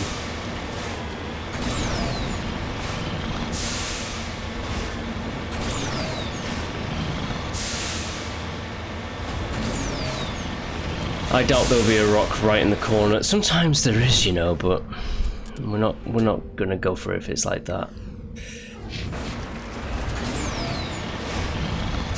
Right. Again, I'm saving up.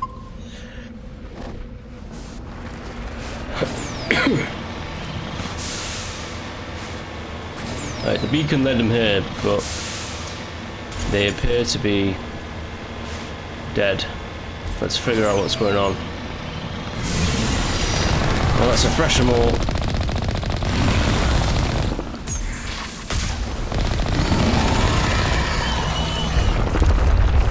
Okay.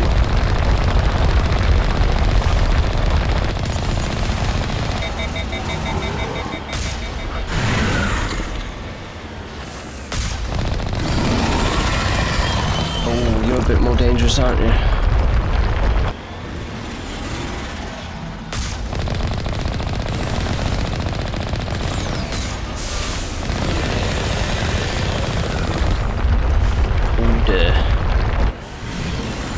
If I kill this thing outside the Mako,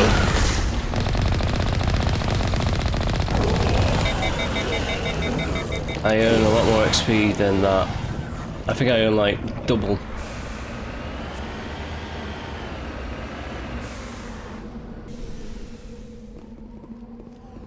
They're dead. Alliance soldiers. Looks like they were lured here by the distress beacon. It appears these men were under the command of Admiral Kahoku. He will want to know what happened here. You sure will. Damn fresher more.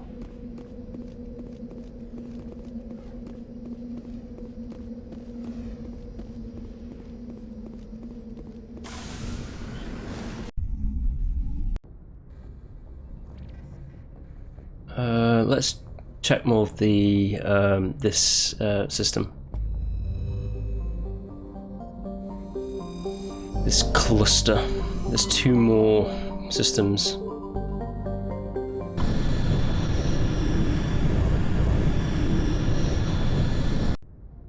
Then I think we should have a chat with the crew. Maybe they'll have more to say.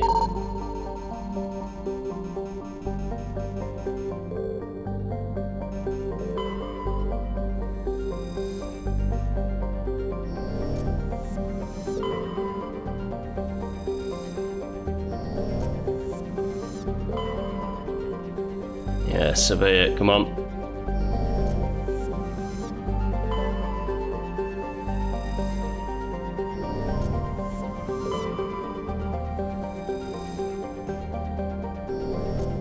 Alright, let's land.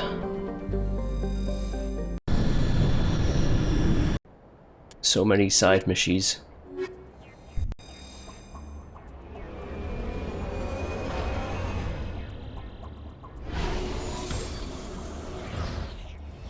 Pressure moles can be pretty dangerous, like huge worm creatures.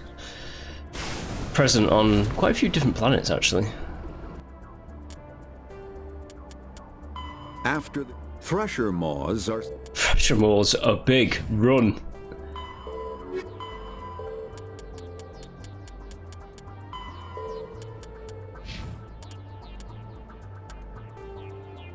Ooh. Stronghold over there. Let's do this. Let's go over here clockwise to every corner and then get to that stronghold.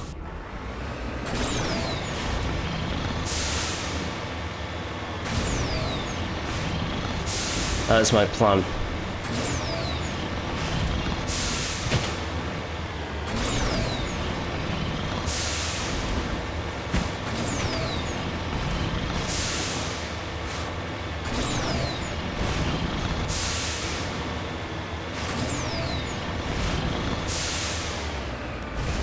It's funny, they had the vehicle in the first game, and then in the sequels, apart from Andromeda, they did bring back a Mako-like vehicle in Andromeda. But in the Mass Effect trilogy, it's really just the first game that has a vehicle by default. In Mass Effect 2, they introduced the, I want to call it the Hammerhead. I think it's called the Hammerhead. It's like a hovercraft vehicle. And then in Mass Effect 3, they absolutely just forgo any kind of vehicle. Again, like, I didn't mind like this Mako. It was pretty alright. It was pretty decent. It's not the Warthog or anything like that, you know, like from Halo, but it's not too bad.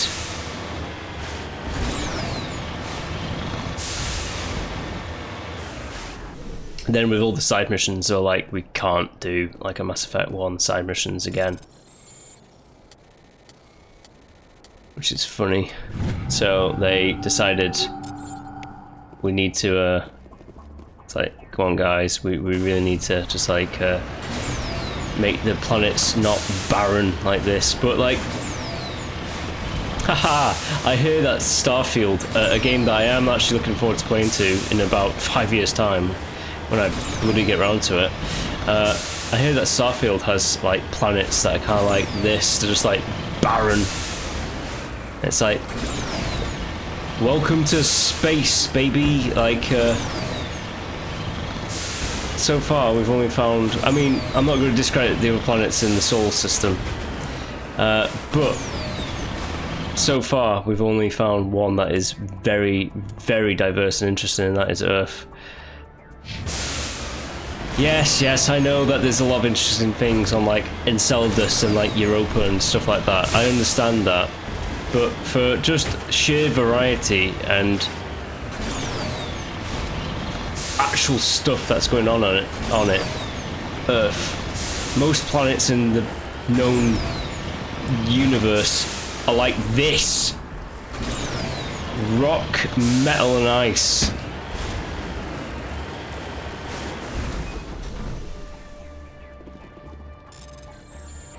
I'm saying I don't mind doing these side missions. To an extent, there's always a point where I'm like, I feel like I'm going to go insane doing the same kind of like routine of like, check every corner, you know?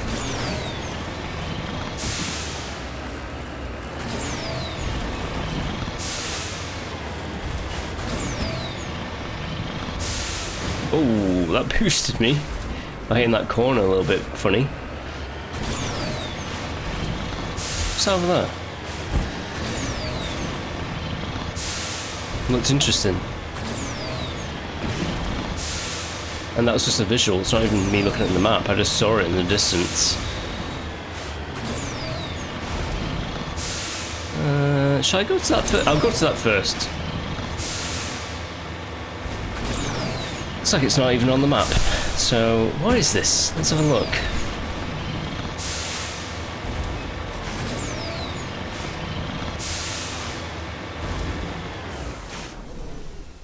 What are you? Housing for a vehicle or something like that? It's just a tarp.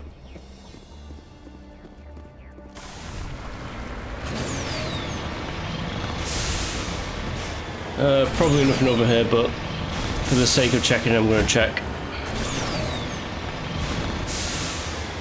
I'm waiting for that little red line to pop up. Oh! Right in the corner.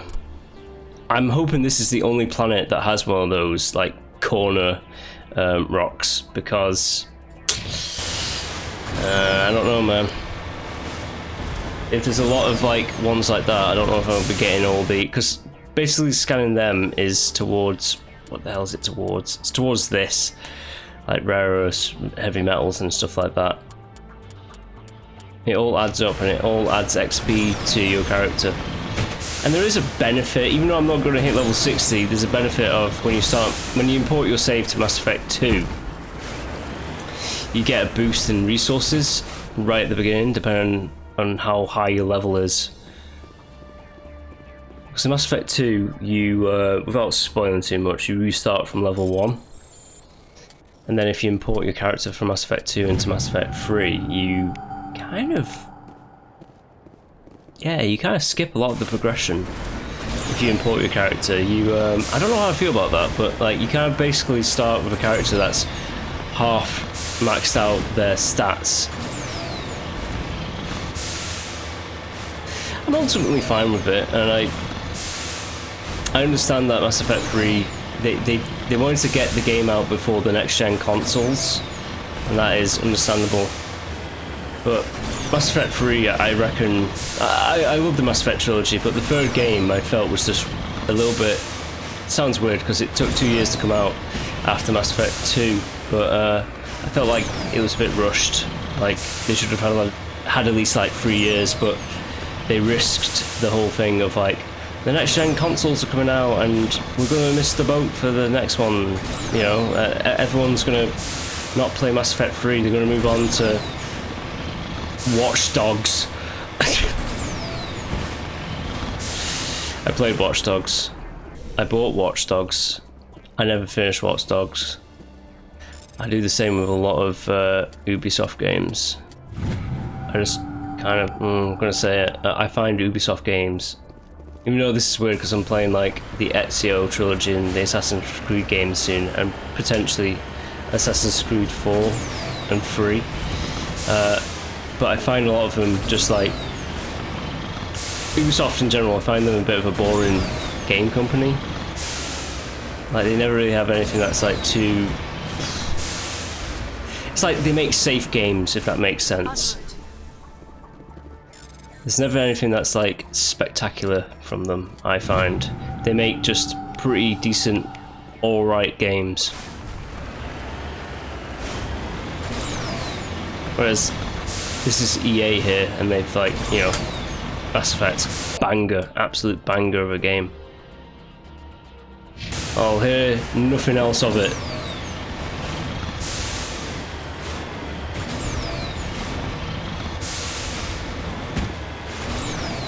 Right, there's an enemy base over there.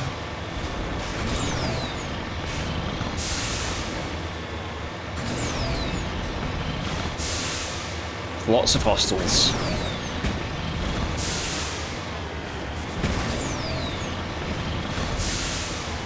Okay. Open fire.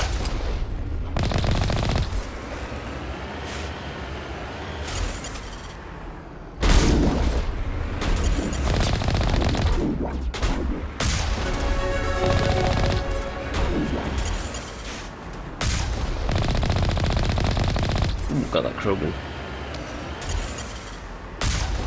Tja! What do you reckon to this cannon that I have?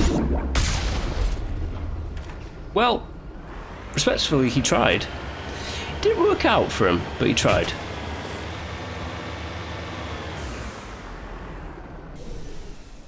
Okay, is this one of the enemy bases? Must be. Alright, let's just boost. Interesting.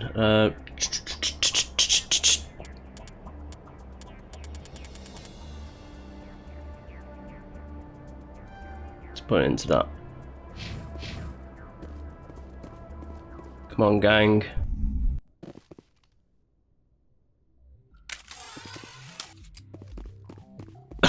Right. Open fire.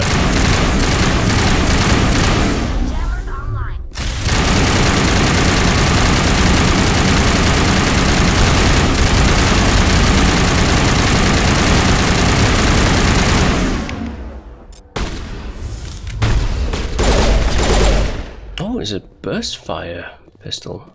It's interesting, isn't it?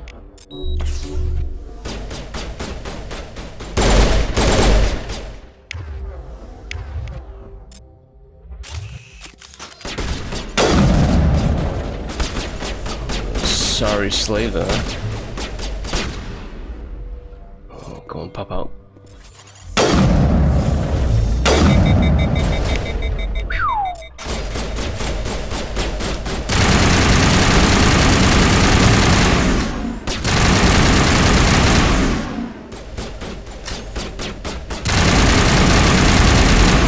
Yeah, hit it again. Ooh, got her. Disintegrator as well. Whew.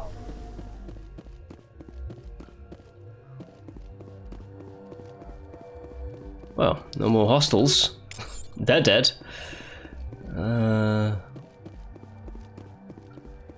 Checking the corners. Something else with the side missions, they reuse the same assets. So like this base, get used to seeing it. And the cave systems, get used to seeing it. They reuse it a lot. It's just the way that it rolls with this, with Mass Effect 1.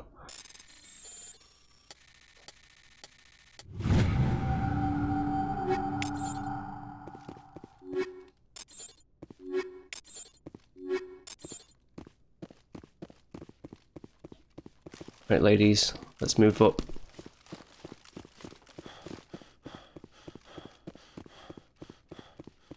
I love the weapons in this game as well, with like the regens. Like they don't have ammo clips. In two minds how I feel about the ammo clips in Mass Effect 2 and 3. I mean, I get it. They want to make it more like Gears of War-y, I suppose, is the best comparison. Like make it more kind of like snappy and action-packed.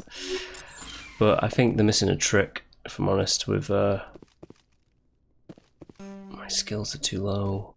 I think they're missing a trick with the fact that the first game is unique with like the regen ammo in the guns with their heat sinks.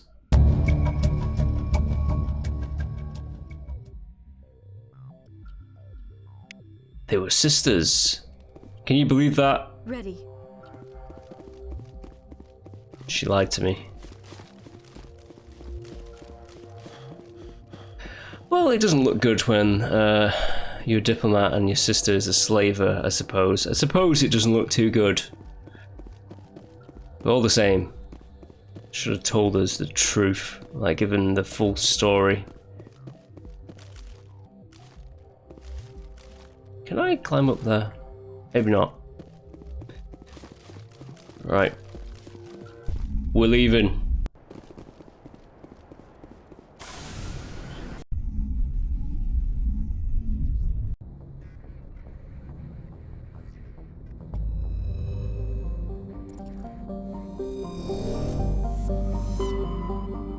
The last system in the Artemis Tau, the Athens.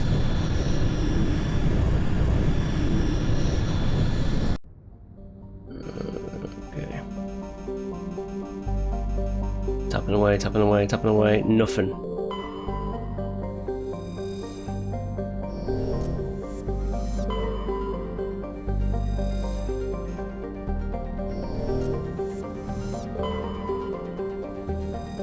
Survey it. Yes.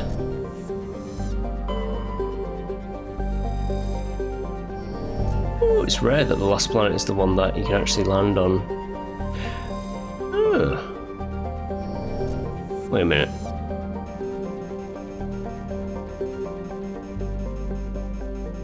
Wait a minute. There's how many rings? 1, 2, 3, 4, 5. 5 planets. Is this a system that I can't land on a planet?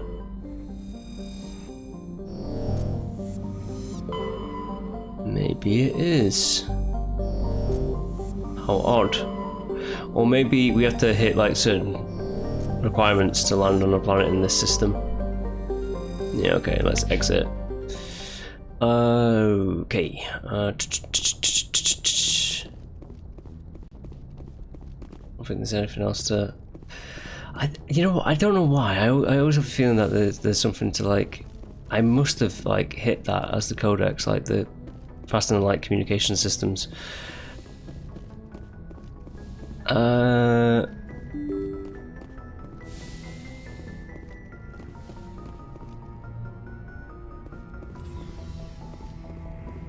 do want to chat to the crew again. Because it feels like it's time to chat to the crew. Oh, even he sells the Spectre weapons. Okay.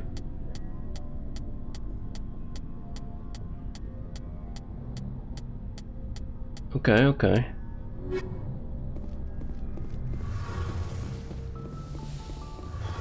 Alright, let's have a chat. Shepard, I'm glad you're here. Good to see you smiling again, so to speak. I'm sleeping much better now. I guess I'm getting used to how quiet your ship is. I still think a lot about my pilgrimage, though. I know Starin's our top priority, but with all the worlds we go to, I was hoping to find something to bring back to the flotilla. We've still got a long way to go. You'll find something to take back. Yes, but it cannot just be some derelict ship my people can use for salvage. It has to be more than that. There's a lot expected of me. What's so special about you? It's my father. He's the senior member of the Admiralty Board. He's one of only 5 people who can overrule the decisions of the Conclave for the good of the migrant fleet. My father is responsible for the lives of 17 million people. Our entire race is in his hands, and I'm his only child. So are you some kind of heir to the Quarian throne or something? No, it doesn't work that way. My father's position isn't hereditary. I'll probably never serve on the Admiralty Board myself. Officially, I'm just the same as any other citizen. But it doesn't work that way in practice. People have always treated me differently because of who my father is. You must get all kinds of special privileges. I probably had it easier than most growing up, but it's not all good. People like my father have enemies, and they're not above using me to get to him. It must be tough on you. My people place a high value on family and ancestry. There's an unspoken expectation that I'll live up to my father's example. Everyone's waiting for me to do something great on my pilgrimage, something that will forever change our lives for the better. If I don't, it's like I failed, and that reflects badly on both me and my father. The work you're doing here is more important than anything any Quarian has ever done before. Yes, I know. But you have to understand Quarian culture. We're a very insular society. The events beyond the flotilla don't much matter to the average citizen. Our greatest dream is that one day we'll return to our homeworld and drive out the Geth. But even if we stop Saren, that's not going to happen. There's still millions of Geth behind the veil. Until they're gone, our exile will continue. What would you need to bring back to make everyone happy? Something that would help us better understand the Geth. They've changed significantly since the exile. They've continued to evolve. We've done our best to study them, but it's not easy. They're very reclusive. Until recently, they never went beyond the borders of the Veil. And all the Geth we run into now are under Saren's control. We'd need to find Geth operating on their own, independently. But I don't want this to get in the way of our mission, Shepard. First, we stop Saren. Then I'll worry about my own problems. What was your father like? It wasn't easy growing up as the daughter of one of the Admiralty. Even before he joined the board, he was a prominent figure. People looked to him for leadership. He had to set an example, and he expected the same of his daughter. Plus, he was pretty strict, a military man through and through. He never allowed me to settle for anything less than excellence. As a kid, I sometimes felt like he was pushing me too hard. But now I'm old enough to appreciate what he taught me. The world doesn't owe us anything. If we want something in life, we have to earn it. Where was your mother in all this? Mother was around, but she always seemed to kind of blend into the background. Almost like she was overshadowed by my father. He tends to do that to people. She passed on about 5 years ago. Some airborne virus that swept through the fleet. Happens sometimes when the filters start to break down. I think my father took it pretty hard. After she was gone, he became even more focused on his work. I think that was his way of dealing with the grief. Sounds like a tough upbringing. You don't resent your father at all? Like I said, it wasn't easy. My father's not the kind of person you bond with. And he wasn't around all that much. Too busy. People counted on him, and he took his duties seriously. Even when he was around, he always seemed a bit distant. Like his mind was always somewhere else. Come to think of it, I can't ever remember seeing him smile. Not once.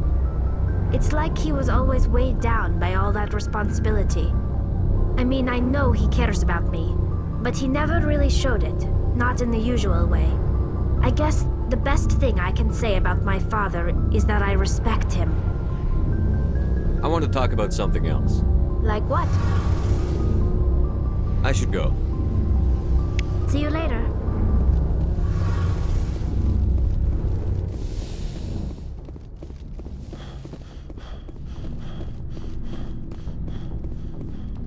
What do you want, Shepard? Why did you become a mercenary? Lots of reasons. Such as? Such as, I needed to get out of our system. I needed to eat. I needed to survive. Why not stay and help your people? I tried to help. That's why I had to leave. What happened? I was betrayed. I was head of a small tribe. We were trying to restore order after the war, but the other tribes were against us. They followed Jared, one of the few warlords who survived the war with the Turians.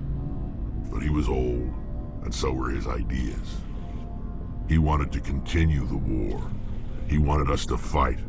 Turians, Solarians, each other. It didn't matter who, as long as we were fighting. What did you want? I just wanted Jared to shut up, to stop his ranting. I wanted him to stop leading the tribes astray. But he couldn't understand how much things had changed. We didn't have the numbers to go to war. Even if we did, the genophage made sure we couldn't replenish our numbers fast enough. I told them all to forget about war. We needed to focus on breeding, at least for one generation. And for a while, we were getting through. Some of the tribes started coming around. I take it the warlord didn't appreciate that. No, he didn't. He arranged a crush with the tribes, a meeting on neutral ground. He wanted to talk. We met at the Hollows, near the graves of our ancestors. The skulls of our dead laid bare to remind us where we come from, and where we all go. It's as sacred as any Krogan place can be. Violence is forbidden. It sounds like a trap to me. You must have suspected as much. I did. But when your father invites you to a crush, well, there are some laws that even we hold sacred. Jared was your father? He was. Until that day. We talked, but we didn't get anywhere. When it was clear that I wouldn't join him, he gave the signal. His men leapt from the graves of our ancestors like Krogan undead. The few that were loyal to me died quickly. I escaped with my life, but not before I sank my dagger deep into my father's chest. That is why I left, and that's why I'll never go back. You must have family other than your father. Don't you miss them? You trying to make me cry, Shepard? I've got some unfinished business with my family, but that's all. What kind of business? Before I left, I made an oath to my father's father. I swore to recover my family's battle armor. It was taken from him after the uprising. What's so important about this armor? It's a relic. Useless, really. But it was worn by 5 generations of my family before the war. It's rightfully mine. Originally, it was taken by the Turian military. We weren't allowed armor or weapons after the war. Now, it's in the hands of Ton Actus, a Turian scum who collects relics from the war. He's made millions selling Krogan artifacts that were stolen from my people. He's got several bases where he stores his goods, all fortified and guarded. I just don't know which base has my family's armor. Just tell me where to start looking. I'll upload the data to your nav system. But Commander, I want to be there when you find him. So long, Rex. Shepard. Commander? Do you have a few minutes to talk one-on-one? Sure. I was just watching some mail from home. Oh, before I go, we saw Caden in a news vid about the Normandy. He's cute. Later, sis. Let's pretend this never happened. The damage is done, Williams. Oh, shoot me now. One of my sisters. That's Sarah, the youngest. What's up? You didn't come by to eavesdrop on family mail. Your family seems to be important to you. Yeah, we've always been close. Me and my sisters especially. With Dad on duty so much, I had to help Mom raise them. Where did you grow up?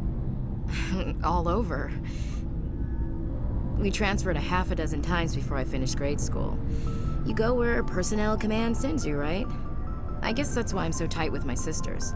We'd have to leave all our friends every 2 or 3 years. You have more than one sister? Sounds like a big family. Yeah, I'm the oldest, then Abby, then Lynn. Sarah's the youngest. She's still in high school. With 4 girls, Dad used to say he felt more outnumbered at home than on maneuvers. What about your mother? You haven't mentioned her. You must know what military wives are like. Strong because they have to be, able to raise kids while Dad's away on a 6-month cruise. She has a degree in planetary geology. She and Dad both wanted to see new worlds. She gave up her career to raise us, though. Did your father serve with the fleet? Yeah, took any crap posting he could get that offered space time. You know what? He worked his ass off trying to get recognized, but he never made it above serviceman 3rd class. He was real proud when I made chief. First thing he did was salute.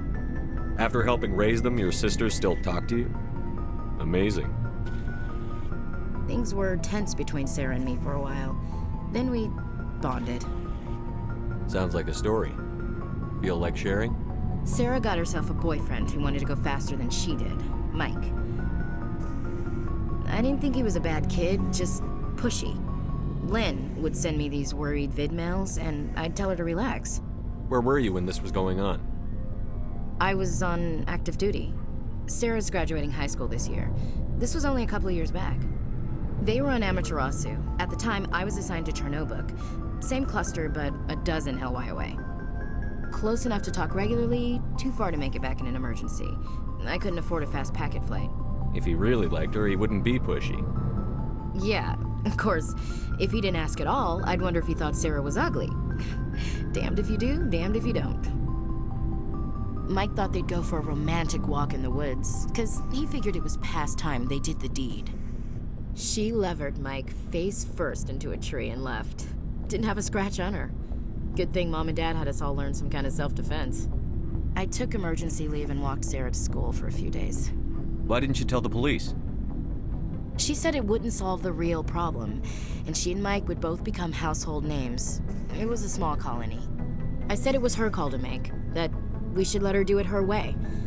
Mom was pretty pissed about that. You said all of your sisters learned self-defense? Lynn did pistol practice, but didn't like it. She's kind of nervous. Sarah took Aikido. Abby decided to learn the sword. She always was a little weird. Likes big skirts and tops you have to tie her into. They do great things to her figure, though. So, what did you learn? One of Dad's friends taught me Marine hand to hand. You traveled all the way home to walk your sister to school. It was only a dozen light years, like a day's cruise. It's not like I was going to Earth or something. My last day out, Mike was waiting for us. Sarah had told her friends, so everyone at school knew what he did. He wasn't happy. I wanted to snap him in half, but Sarah gave me this look, this let me handle it, I need to do this alone look. She kept her cool, God bless her, as he screamed in her face. She just let him vent. Then he tried to punch her. I swear, she just flowed around him. Next thing I knew, he's face down on the sidewalk, and there's blood everywhere. That's unbelievable. Sarah must be as good as you. Better. I'm more or less a straight-up puncher. When he swung, she wasn't there anymore, and he fell. She helped him stop the bleeding and had me call an ambulance. She told the paramedics he fell. Before they took him to the hospital, Mike touched Sarah's arm. I thought he was gonna end up on the ground again. But he hung his head, whispered, "I'm sorry," and started crying. And she hugged him. The Williams women are a decisive bunch, Commander. We do things when we're ready. Not before, not after. Your sister's something else. But you didn't mention your father at all. Was he on deployment? Dad always wanted to serve in space, but he wanted us to have real ground under our feet. He'd say, space is beautiful, but you can't raise a family there. I cannot rest from travel. I will drink life to the lees. All times I have enjoyed greatly, have suffered greatly, both with those that loved me and alone. For always roaming with a hungry heart, much have I seen and known, cities of men and manners, climates, councils, governments. I never thought I'd hear you reciting poetry. Just because I can drill you between the eyes at 100 meters doesn't mean I can't like sensitive stuff. Just don't spread it around. Ulysses was my dad's favorite poem. Every time he shipped out, he recorded me reading it. He had a dozen versions when he retired. Does he still like it? I sure hope so. I read it to his grave every time I go home. Dad passed on a few years back. He's probably still watching, though. You mean from wherever we go after death? Dead on, Skipper. He's with God now. That's not a problem with you, is it? That I believe in God? Everyone has the right to believe what they want. Says so in the Alliance Charter. Only with fancier words. I'm glad you're open-minded about it. I've met a few people who are really weirded out by my faith. Because I work in space, I can't believe in a higher power? Jeez. Hello, have you people looked out the window? How can you look at this galaxy and not believe in something? I should get back to my duties. Didn't mean to take up so much of your time. Dismissed, Chief. Sir.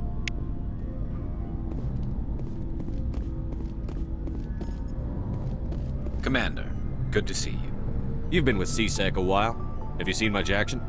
Well, not as much as you, but yeah, I've seen some interesting things. I'll bet you have. Anything in particular that stands out? I remember this Solarian geneticist I was sent to investigate. That case was a bit disturbing. What happened? Why were you investigating them? I was tasked with tracking black market trade on the Citadel. Most of it harmless, nothing I needed to pursue. But during the course of my investigation, I noticed an increase in the trade of body parts, organs mostly. We usually get a few of those, but not the numbers I was seeing. We weren't sure if there was a new black market lab or if some freak was harvesting organs from citizens. You've seen this before on the Citadel? Every so often, some lab sells unwanted parts through the black market, but they're not as bad as the psychos. I remember this one Elcor diplomat we caught in my first year on the job. He was hacking people up and selling their organs, had the station in a bit of a panic. But this case wasn't that clear-cut. Turns out there was more going on than we first realized. So how did you figure out what was happening? First, we got a hold of a sample and ran DNA tests. The weird thing was, the match led us to a Turian who was still alive and was very convinced he'd never lost his liver.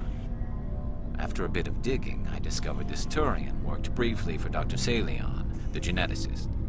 So I went to his lab hoping to find evidence of cloned organ development, but there was nothing. No Solarian hearts, no Turian livers, not one Krogan testicle. You're kidding, right? Why would anyone want Krogan testicles? Some Krogan believe that testicle transplants can increase their virility, counteract the effects of the genophage. It doesn't work, but that doesn't stop them from buying. They'll pay up to 10,000 credits each. That's 40,000 for a full set. Somebody's making a killing out there. What did you do about the geneticist? I brought in some of his employees for interrogation to see if I could get them to talk. While I was interviewing one of them, I came across something suspicious. You mean threaten? Was that really necessary? Maybe, maybe not. Either way, it paid off. One of my detainees started bleeding profusely during the interview. We offered to patch him up, and he got frantic, freaked out. I ordered a full exam to find out what was going on. Our medics found incisions all over his body, some of them fresh. That was our big break. These people weren't just Dr. Salion's employees. They were test tubes, walking, living test tubes. He was growing parts inside these people? Exactly. He cloned their organs right inside their own bodies, then he harvested them and sold them off. Most of the victims were poor. He'd pay them each a small percentage of the sales, but only if the organs were good.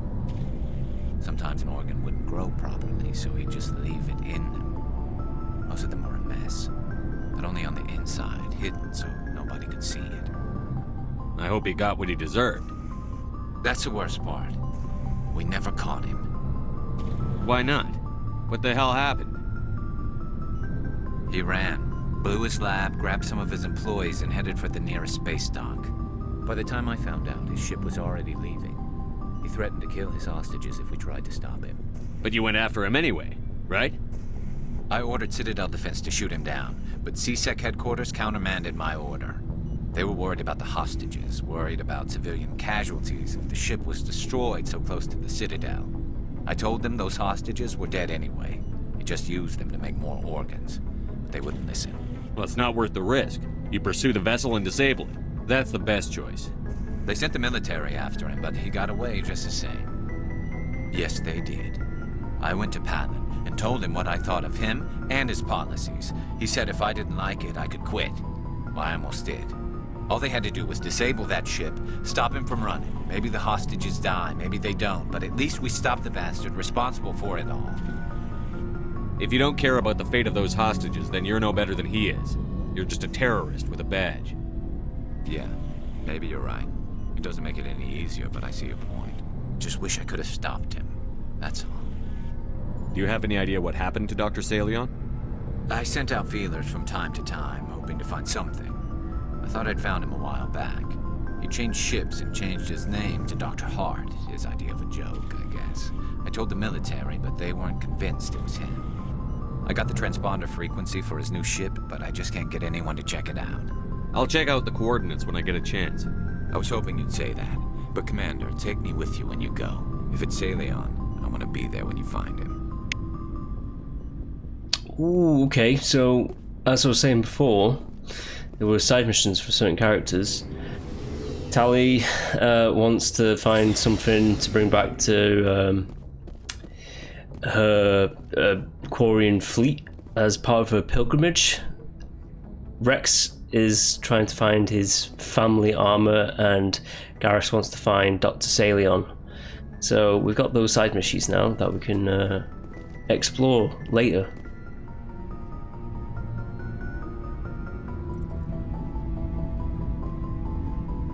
Anything you need, Commander? Just trying to get a sense of where the crew's at. Thoughts? Well, they know about the stonewalling you've had from the Council. They deserve to know what we're up against. They're on your side. They're pissed about the resistance we're getting, especially from our side. I'll have a better handle on all of it when my head stops hurting. Another L2 flare-up. Anything I can do? No, Commander, it'll settle down. It's rough sometimes, but they spike higher than a lot of L3s. Except for you, of course. Besides, I fared a lot better than some after Kinetics was through. I haven't heard anything about Kinetics in a while. Yeah, they quietly disappeared. Broke up into a bunch of little corps after they botched the training on Jump Zero. After first contact, Kinetics was set up to track Element Zero exposures and develop implants for humans. Once we had an embassy on the Citadel, Kinetics could bring in experts instead of taking it slow. Is there some reason we couldn't learn it on our own? They didn't know where to start. Hell, it took a couple of years to even link biotics and ezo. Forget trying to get the kids to move stuff. They had trouble just helping them not break their own limbs. And their choice of teachers didn't help much. The only experts would have to be aliens. Dead on. Turians, actually. That's why Canadics kept it a secret. They were afraid of what people back home would think, asking the Turians for help when we just fought a war with them. The Asari would have been more acceptable than the Turians.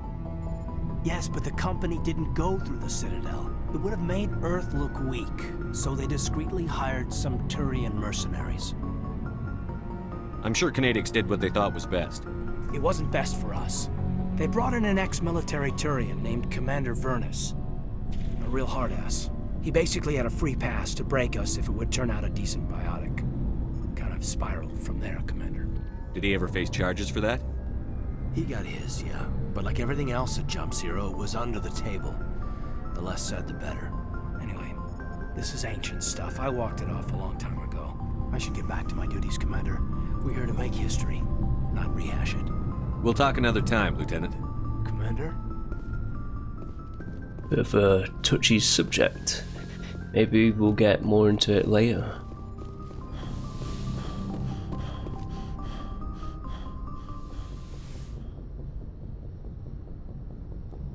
I get the feeling you want to ask me something, Commander. Maybe we could pick up where we left off. You were telling me about your interest in the Protheans. Actually, I think I was talking about my interest in you, and making a fool of myself in the process. As I said, I am not used to dealing with people, especially humans. I did not really know much about your species when we first met, Shepard. I found it hard to take humanity seriously. Your kind always seemed so rushed and high-strung. But we don't have the luxury of time. An Asari can live for 1,000 years. We're lucky if we hit 150. That is true. At first I thought that was a weakness of your species. After spending time with you and your crew, however, I think it may actually be an advantage. You humans are creatures of action. You pursue your goals with an almost indomitable determination. It is an admirable trait, but also an intimidating one. You're scared of us? Unfortunately, the rest of the galaxy sees humanity as something of a bully. You run over anyone in your path to get what you want. It is up to people like you to change their minds, Shepard. I'm doing the best I can, Liara. There is a reason the Council chose you to become a Spectre. They saw something special in you. The best of what humanity has to offer. I looked into your history. I know what you did during the Blitz. It was a remarkable display of courage and heroism. You didn't need to go behind my back. I would have told you whatever you wanted to know. I apologize, Commander. After our last conversation, I was afraid I would say something stupid again. I wanted to know more about you. To understand what made you into the man you are. There is something compelling about you, Shepard. Are you sure you're interested in me? Or is it my visions of the Protheans? I admit, your connection to the Protheans had something to do with my initial interest, but it has grown beyond that. You intrigue me, Shepard, but I was not sure if it was appropriate to act on my feelings.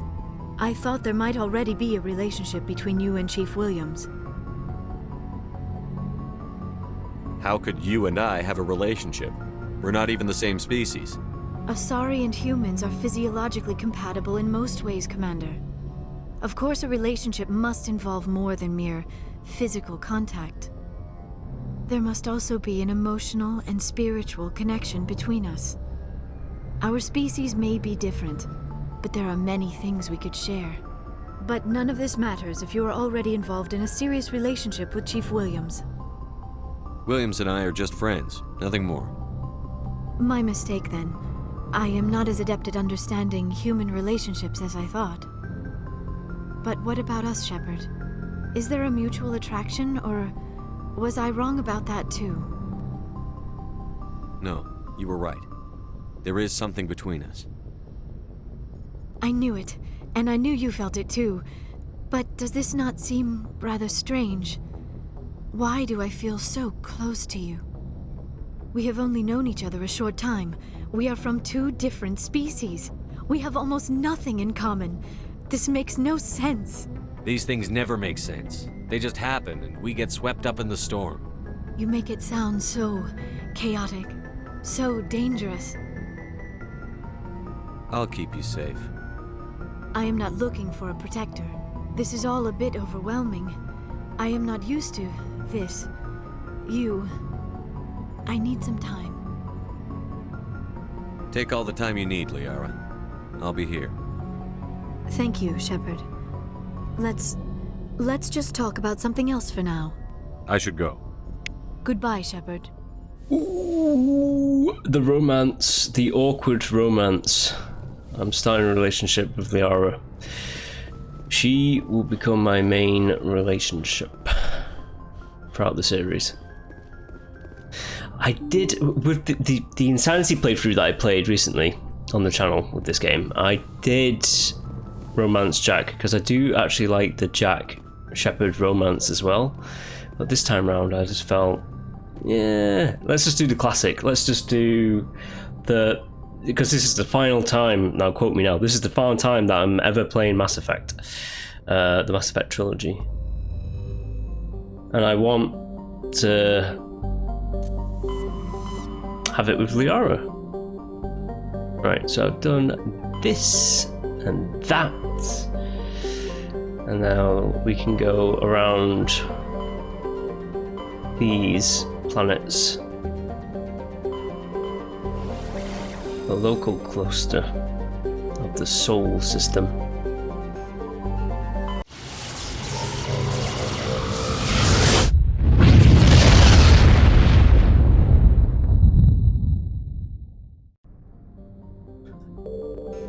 Okay, there's nothing in the asteroid belt. But there is Earth.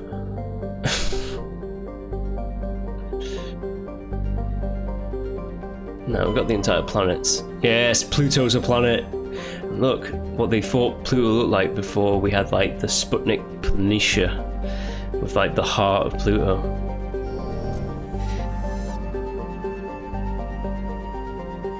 Neptune, Uranus, Saturn, Jupiter, Mars, Earth, Venus, Mercury.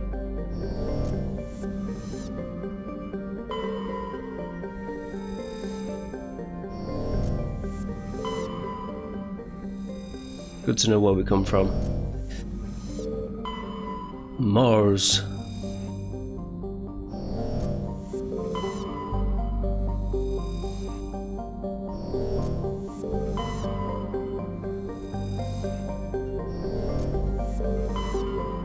Welcome to Earth.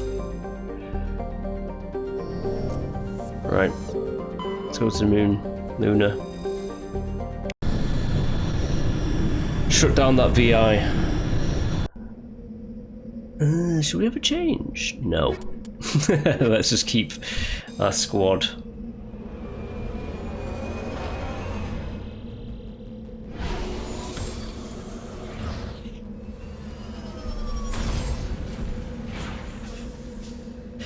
I'm not sure if there's any rocks to, oh, there must be some kind of rocks to,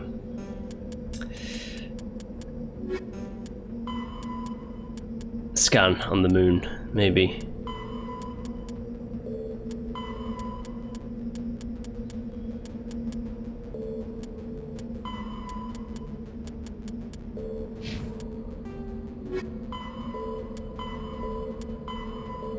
Now we have to find something for Tally to take home on a pilgrimage.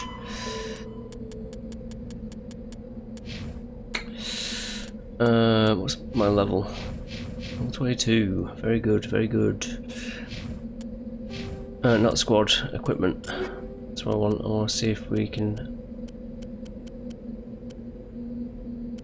Number goes up, so we have the one that the number goes up on. Makes sense, right?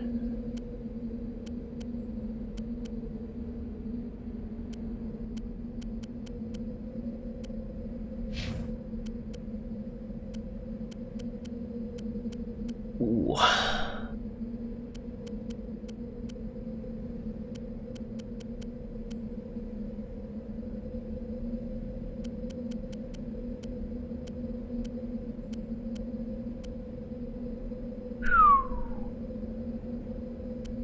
You know what?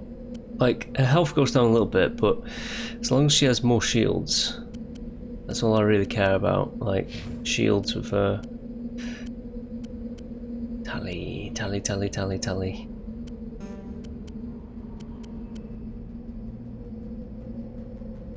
That one has more shields. So let's choose that.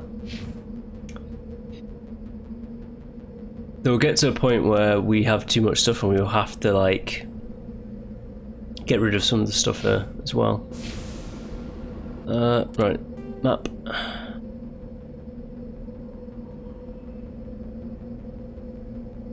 That seems to be the Alliance training ground. Right, okay. Let's go over here.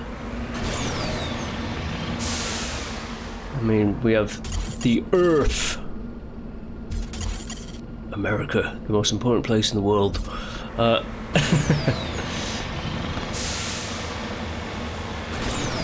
don't think we'll find like the moon landing with like Neil Armstrong and like the flag or anything like that. Like God bless and all that jazz.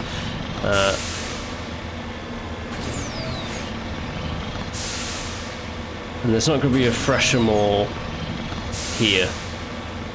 Right, that's that debris thing. Right. Standard sweep. We search all the corners of the moon. That wizard came from the moon.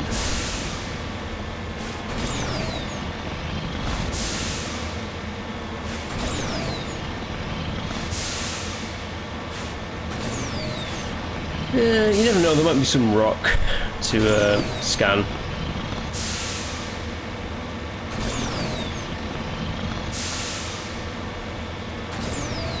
But I highly doubt it.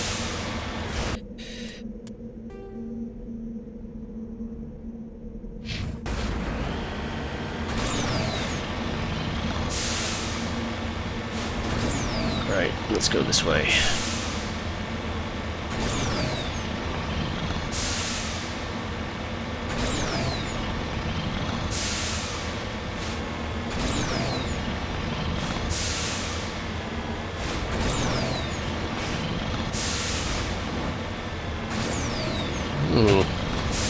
Turrets.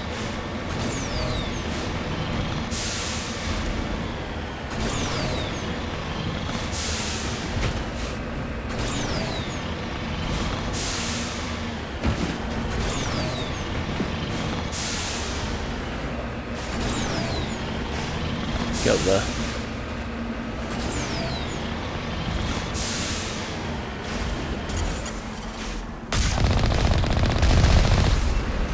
Heavy Alliance turret.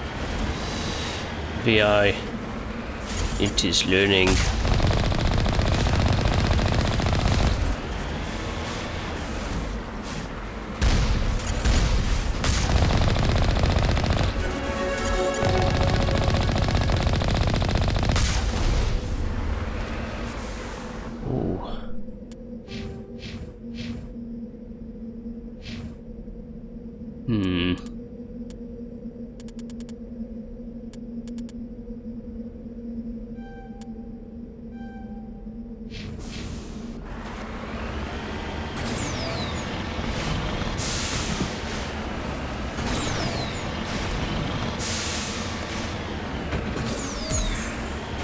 Whoa!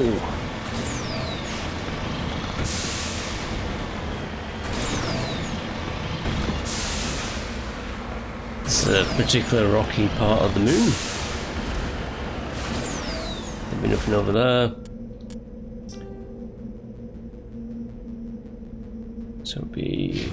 oh, oops daisies, it'll be over here.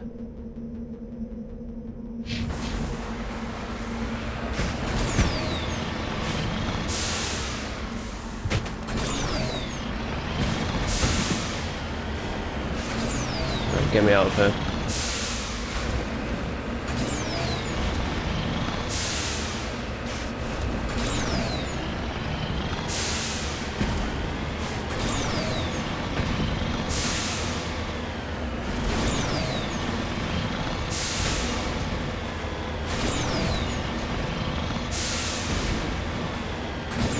a little bit of damage from the angle.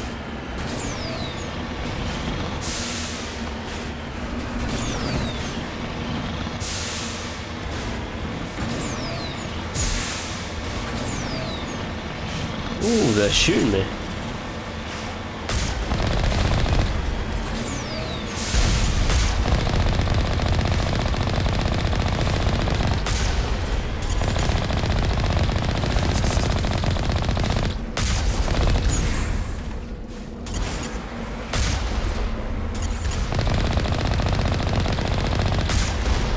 Got you. The VI is out of control. You claim it's not a self-aware intelligence, but I don't know. Seems like it's adapting. Shooting missiles at me and all that jazz.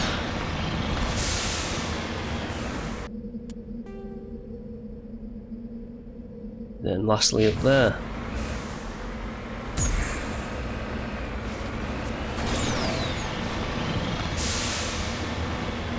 Hello.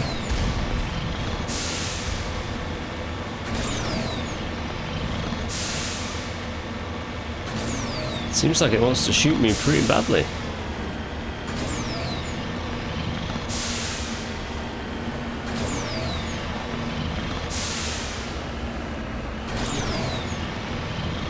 Here I am.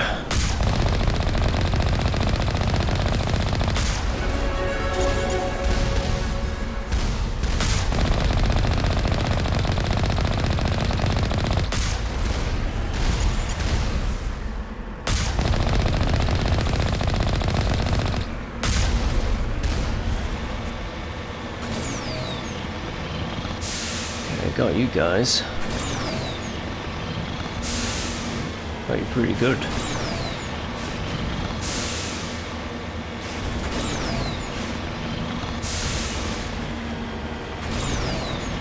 I'm gonna say there's no like rocks here to like mine from because it is the moon.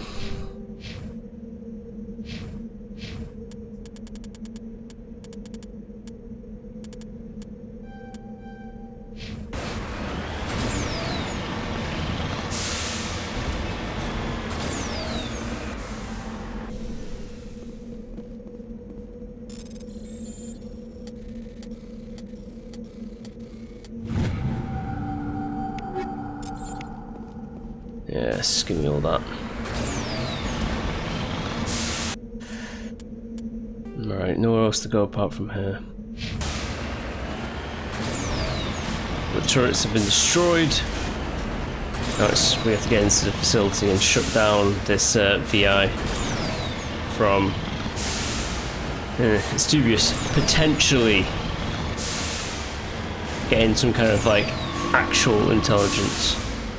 What's that noise?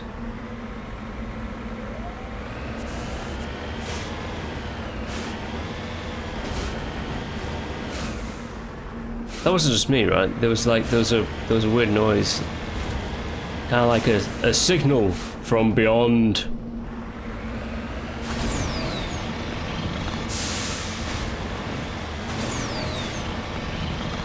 Well, whatever it was, we are investigating.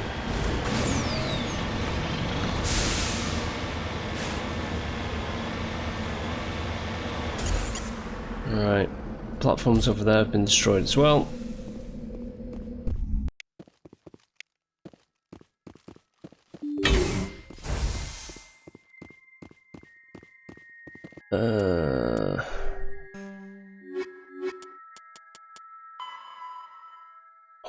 Destroy the conduits.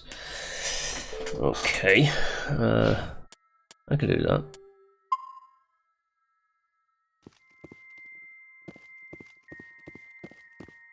The question is this thing going to start learning?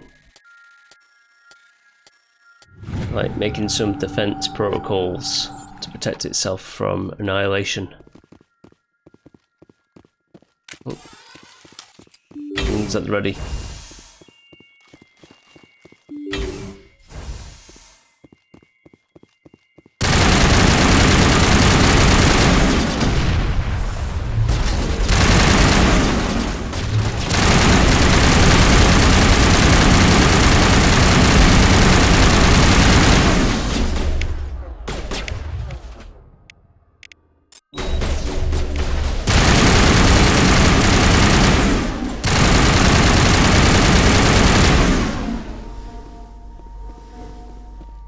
Okay. All clear. All clear for now.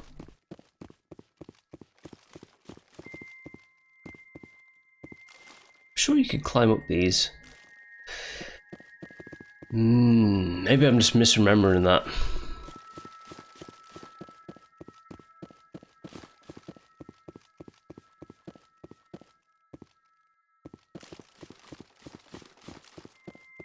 With the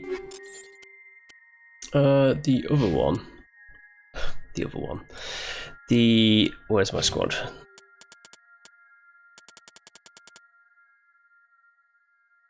Cooldown's 45 seconds. That's pretty good, actually. That's not a bad.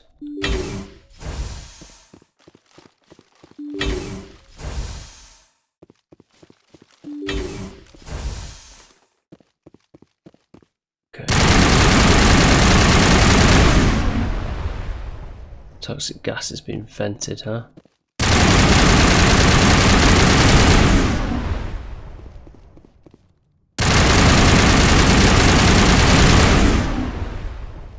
Oh, you guys got hit by the toxic gas.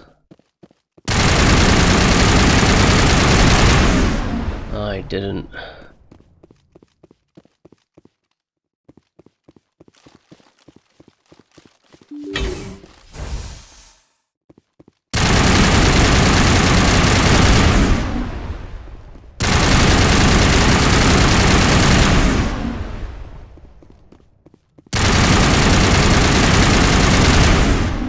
Take that, conduits.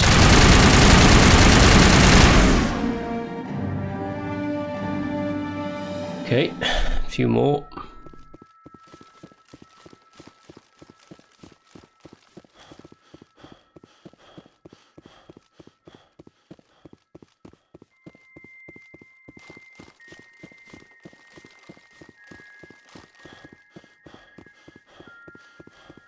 Well, there's two more of these identical kind of like chambers to go to.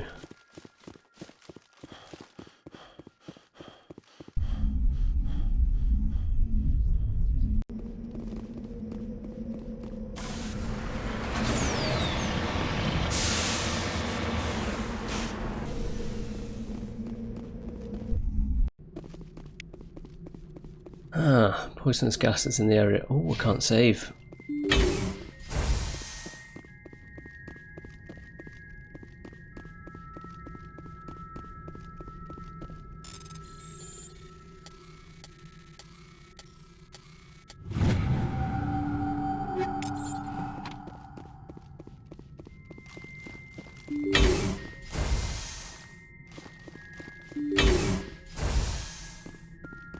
Okay.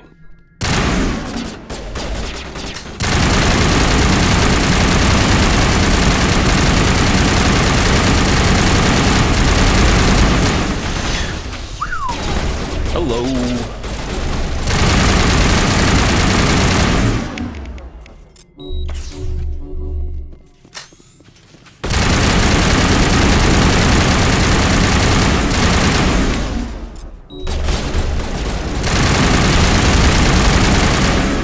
Ho ho ho ho.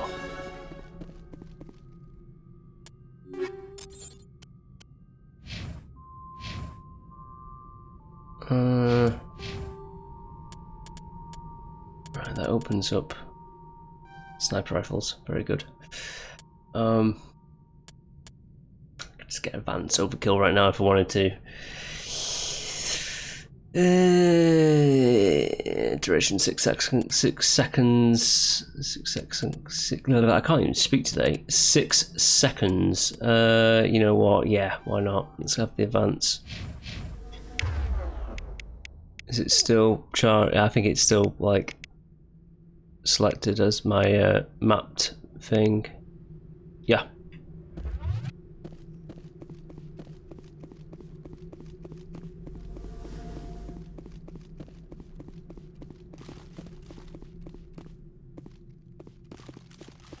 They need a Spectre to do this because they don't want to lose any of their men. And because the Spectres are like the ultimate like soldiers in the galaxy, they have that kind of reputation.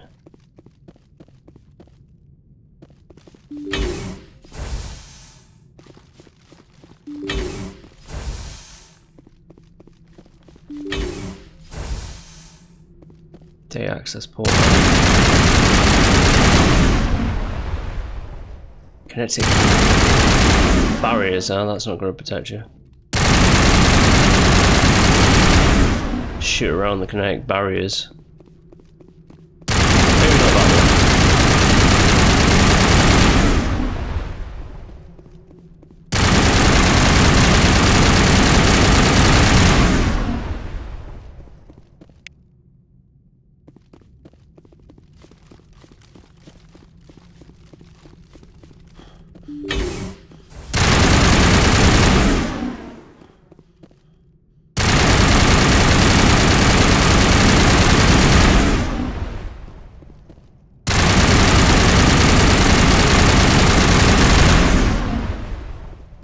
Take this AI offline.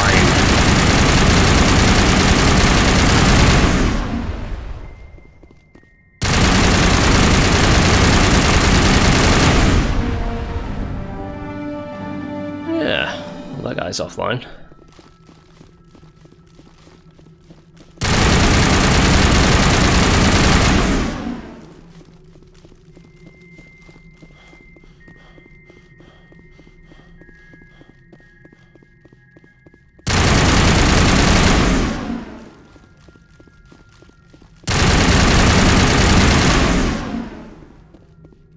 Ooh, hello.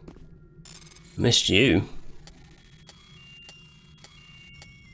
Well, I mean, I found it. I didn't miss it for long.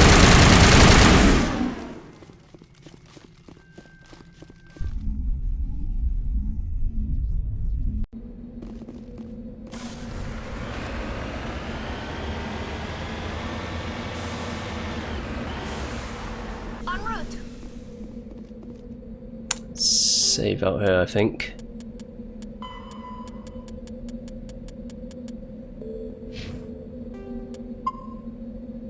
Just in case.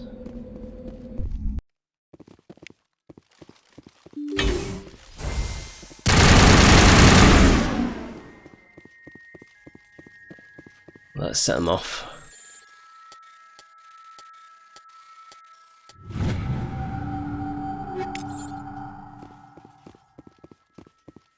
Right, ladies, look sharp.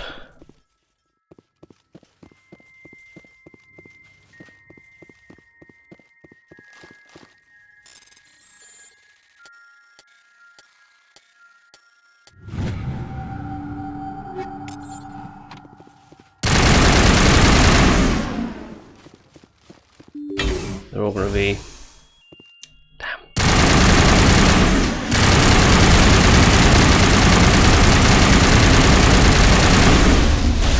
Oh shit, got knocked down. That's not good.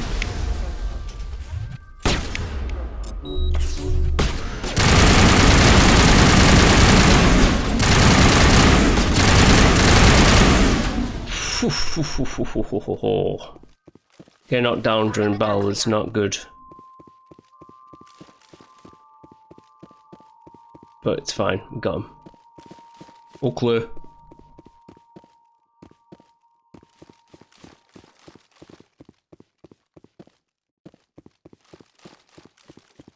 Searching for crates.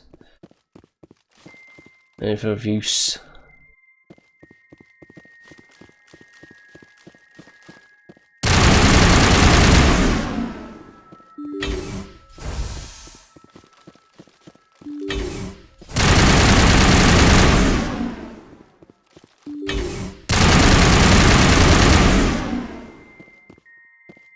Okay.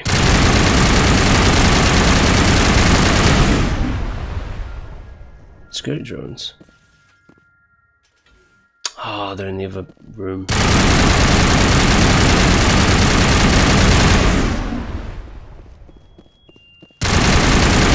Let's do this. What we're doing, it's like final kind of like death rolls.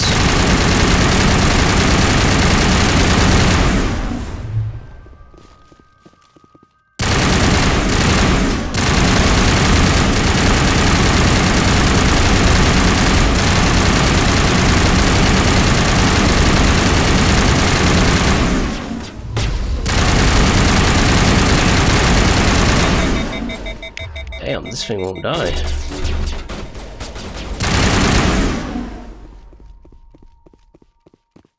Well, it's dead now.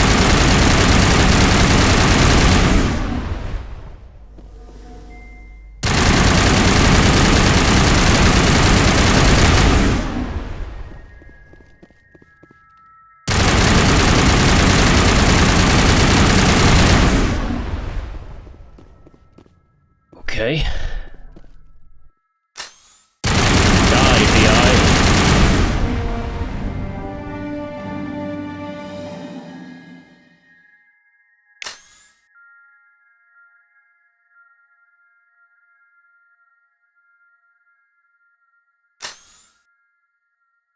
Ooh, specialization class.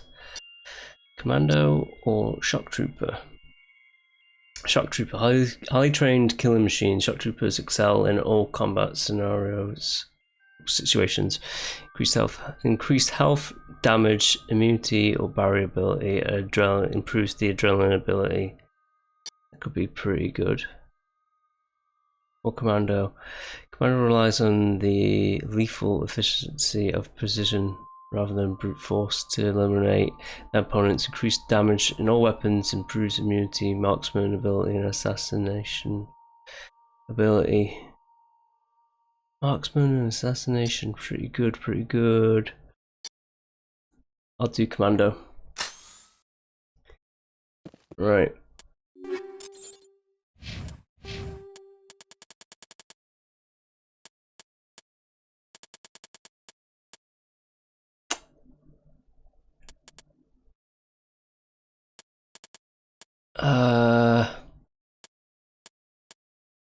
It's a specialization that I don't really care about, if I'm honest, too much, because it has. I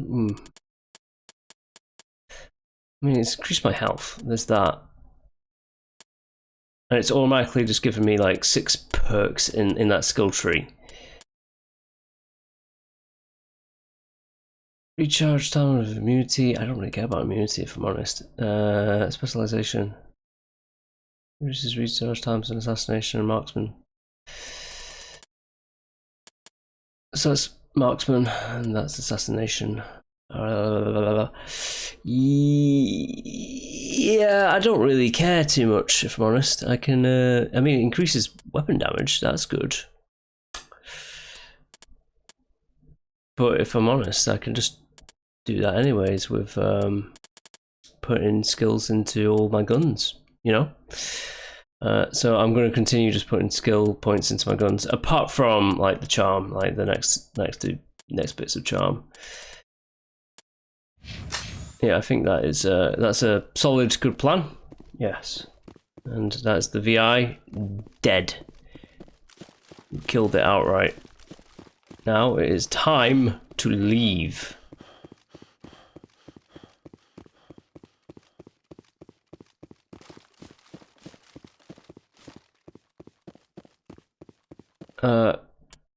We can have a look at what we have.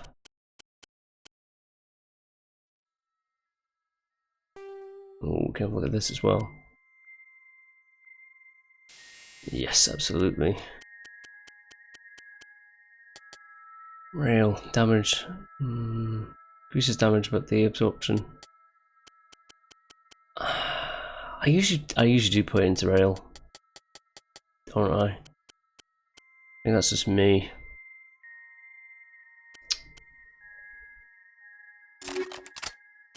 Yeah, why the hell not?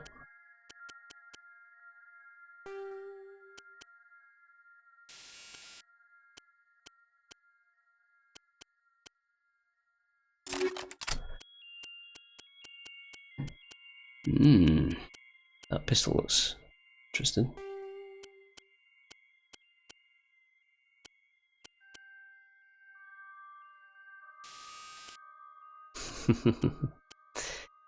Any kind of incendiary I usually put into that.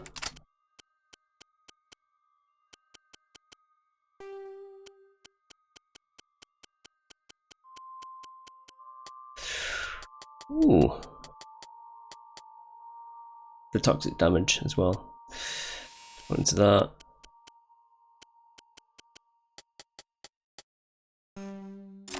That seems pretty good to me. High explosive. Absolutely.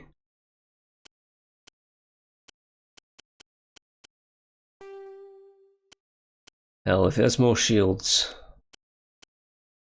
Let's give it more shields. Then on to Liara, to Sony.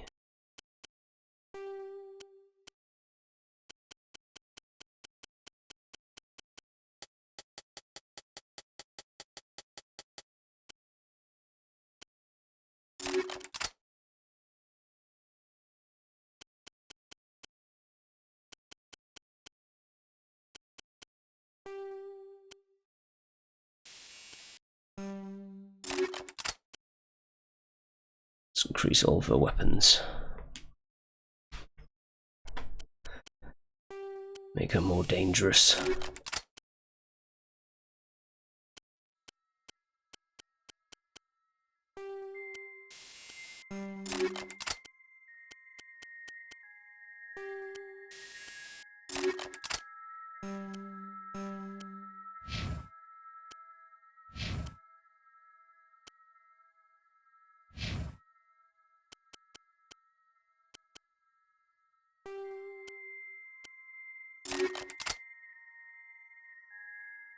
Get out your gun.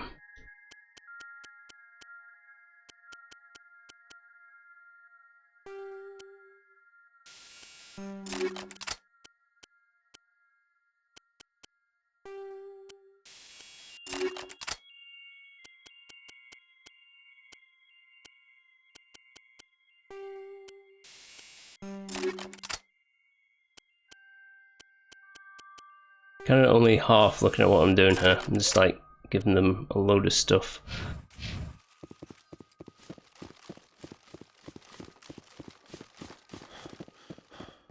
Giving them guns, you know?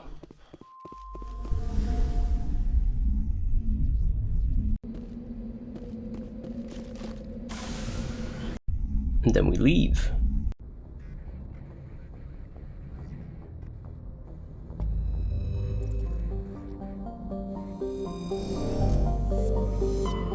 Get off this planet.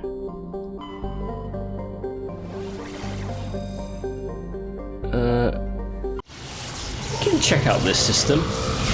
Yeah. We're not going to do it just straight away, but we can check it out. So there's like an asteroid. There's like a distress signal coming from it and something like that. Terra Nova. Oh! Something that I don't really agree with is the fact that they get rid of like the Pinnacle Station DLC. They said they couldn't get it in the game. I think that's a lie. I think they could have absolutely got it in, but they just decided not to. The Exodus cluster with Utopia. The Utopia system. Let's have a little look over here. Arcadia.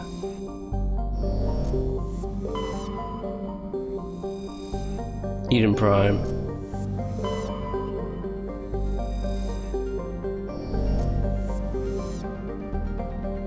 Well.